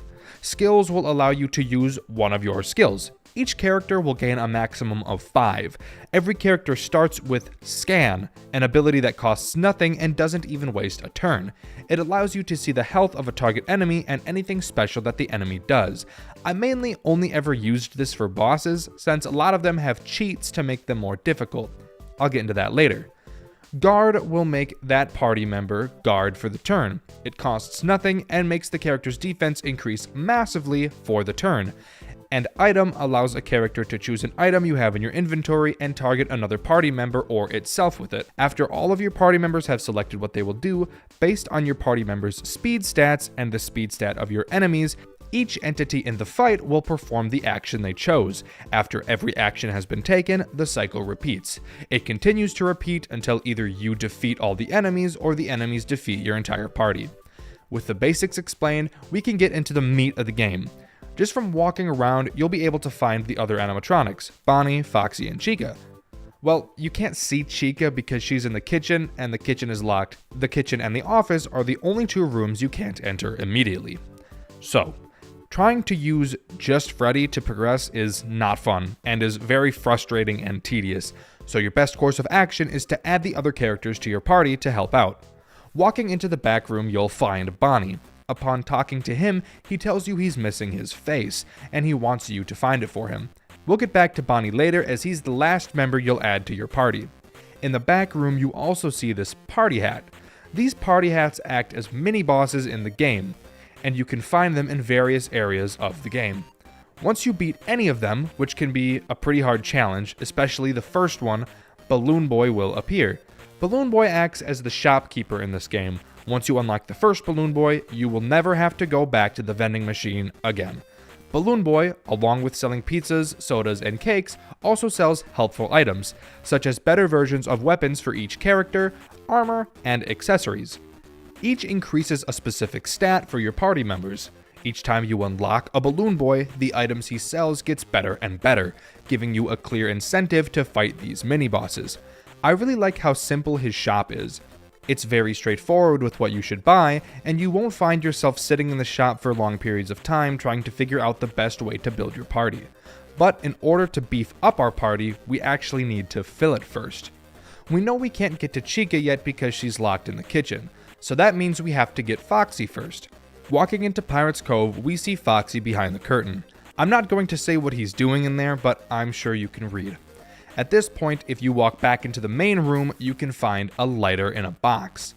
Taking the lighter and going back into Pirate's Cove, Freddy attempts to burn it down, but before he can do that, Balloon Boy steals the lighter from Freddy and forces you to buy it from him. There's literally no purpose behind this besides to show you how annoying Balloon Boy is. After you buy the lighter back from Balloon Fuck, you can actually burn down Pirate's Cove. Doing so forces Foxy to join your party. At this point, if you enter the bathroom, you can find a key. While you're in here, you might think to enter the actual bathrooms. You can enter the men's room just fine, but upon trying to enter the women's room, Freddy won't because he's a man. We'll have to come back later with a female character. Speaking of, with this key, we can unlock the kitchen. Upon doing so, Chica joins our party. With Chica, we'll be able to get into the women's bathroom. Inside, there's a chest with a voucher inside. There's also a party hat mini-boss. After beating it and unlocking the bathroom Balloon Boy, talking to him lets you exchange the voucher for Bonnie's face. Going back to the back room, you give Bonnie his face back and he joins your party. Congrats! You now have the entire party of characters with you. Now's probably a good time to talk about each character's skills. Every 5 levels, a character will unlock a new one, with a maximum of level 20 and 4 total unlocked skills. Freddy's level 5 skill is Top Hat Toss. It costs SP or special points, and the amount it costs depends on Freddy's level. This is the same for most abilities in the game, spanning across all characters. The higher the level, the more it costs. Top Hat Toss deals large damage to an enemy and hits twice. His level 10 ability is Lead Stinger. It deals damage once and deals more damage if the target enemy is poisoned. There are several buffs and debuffs in this game, and poison is one of them. This move also has a small chance to inflict poison upon dealing damage. The poison debuff will cause the inflicted entity to take damage at the end of the turn. Freddy's level 15 skill is Toreador March, a skill that hits several times. Each hit deals a very small amount of damage, but it leaves the targeted enemy with a large chance of being put to sleep, which is another debuff. Entities with sleep will be unable to perform any actions until they wake up. Freddy's level 20 ability is Death Inhale.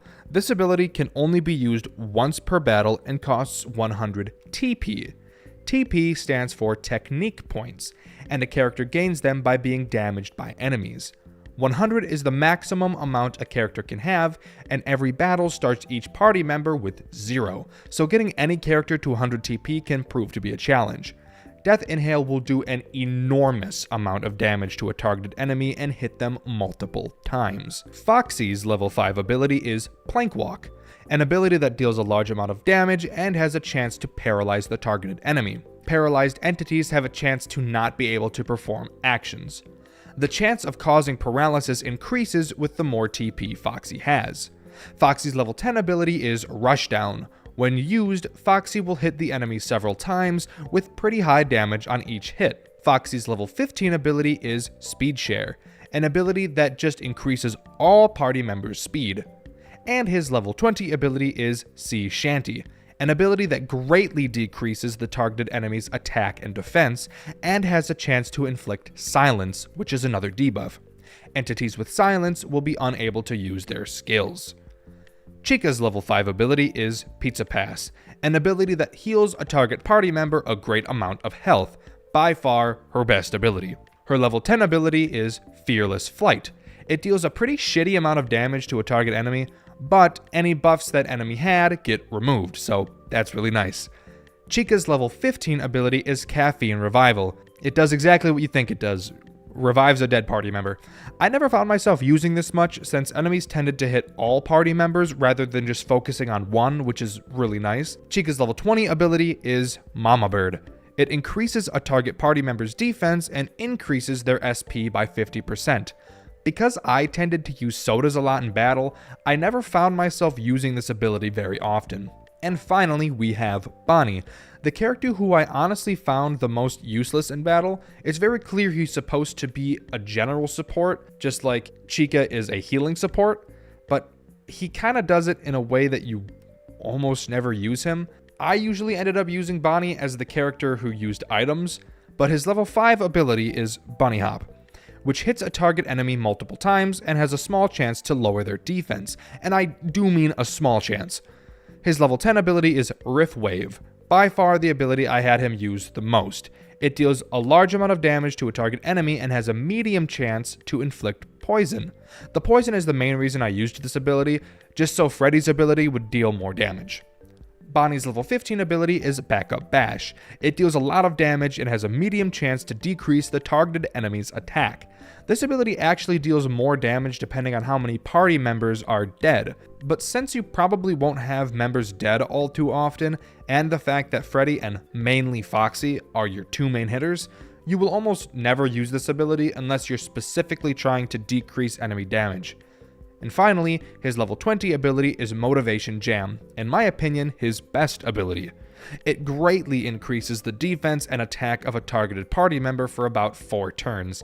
Super helpful when paired with Foxy or Freddy when he uses Death Inhale. Wow, that took longer than I thought it would. I apologize, let's continue. Again, in order to get to the office, we have to knock out all the cameras. The first camera I recommend beating is the show stage camera, as it has no cheats. Just beat it normally, and you're on to the next one. The dining room camera is what I suggest you do next. It and every other camera from this point forward will have a cheat to make their fight more difficult. This one will drain your SP every turn. With how early in the game you'll fight this camera, this cheat is devastating. The back room camera will get stronger and stronger each turn, so the longer you spend trying to kill it, the more and more damage it will do to your party members. The West Hall camera is one of the worst. Every turn it will heal around 500 health. Considering where you are at the time, that can be 70 to 80% of your damage output each turn, making this fight take way longer than it needs to. Pack plenty of soda for this one. The East Hall camera's cheat really isn't a problem. Like the dining room camera, instead of draining your SP, it drains your TP instead.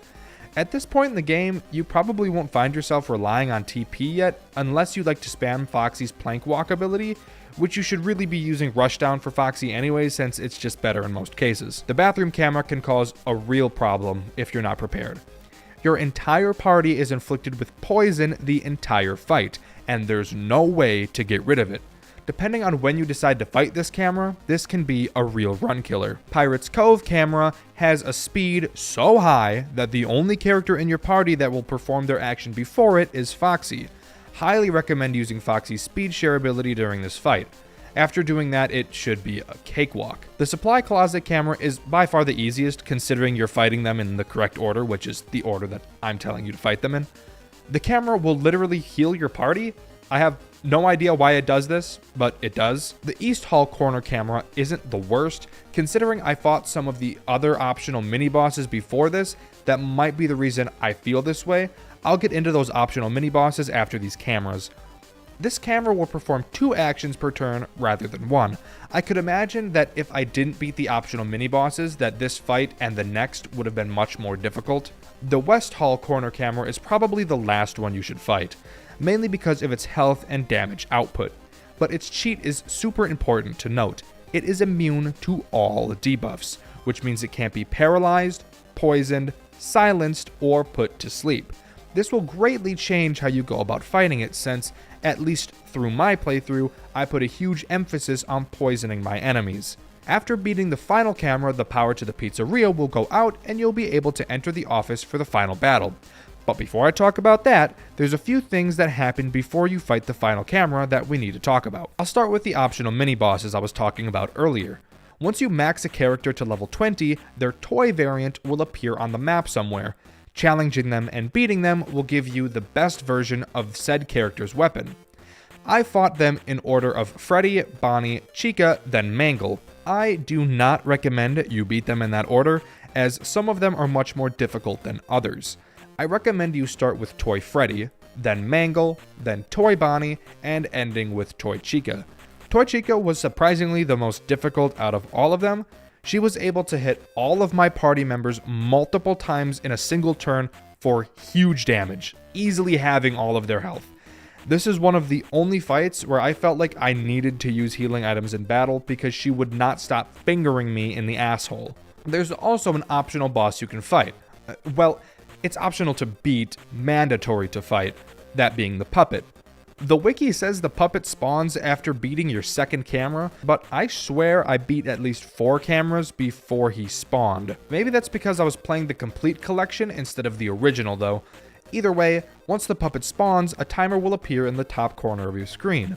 When it runs out, you have to fight the puppet. You don't have to beat him to progress, but there's no reason not to since he gives a large amount of XP. In the complete collection, there's no way to reset this timer, and it will continue to count down even during fights. In my playthrough, it ran out while I was fighting Toy Freddy, and Toy Freddy had killed Chica. I had no way to revive her going into the puppet's fight, and that definitely made it much more difficult and tense since Chica is almost mandatory to beat any fight because she's the one that will be healing and reviving your characters. After beating the puppet, you can go into the bathroom and have an optional fight with the marionette, a more difficult version of the puppet. I didn't do this fight because I didn't know if it would be harder than the office fight. Considering finishing the office fight ends the game, I'm gonna have to assume that the marionette is not more difficult, but again, I never fought it. After doing these optional fights that you should definitely do if you don't want to get butt banged in the final fight, you can head down to the office and go inside. Upon entering, you're greeted by Golden Freddy, who's pissed that you didn't invite him to join the fun you've been having throughout the night. Golden Freddy is Five Nights at Fuckboy's final boss. He is the only boss in the game to have multiple other enemies you have to fight along with him. Alongside Golden Freddy, you also have to fight 4 Omega Party Hats, which, if you remember, are the most difficult party hat in the game. They're not too much of an issue, but I definitely recommend you take them out before you start targeting Golden Freddy, as their attacks can rack up a large amount of damage if left unanswered. As I said before, after beating Golden Freddy, the game ends. Golden Freddy screams, for no joke, 5 nights straight because he's a little pissy poop baby. Overall, I think Five Nights at Fuckboys is a great experience. However, I have one major problem with the game, that being the first early bit of the game before you can unlock Foxy. Playing with only an underleveled Freddy is so unfun. as you will pretty much be bodied by 90% of the enemies you fight, and God forbid you have to fight more than one enemy at a time. This early section alone will take up a big amount of your playthrough, as you'll find yourself having to grind for quite a long time to even be a little bit of a threat to the enemies. However, once you start collecting party members, the game gets much more enjoyable, as the only time I ever found myself grinding after getting party members was to get more tokens to buy upgrades at the shop. And even when I had to grind for tokens, I didn't have to grind for more than 5 minutes to get what I needed. So if you push through the early game, 90% of the game is a super fun and fluent experience. I should also mention that this game has multiple difficulties you can play on.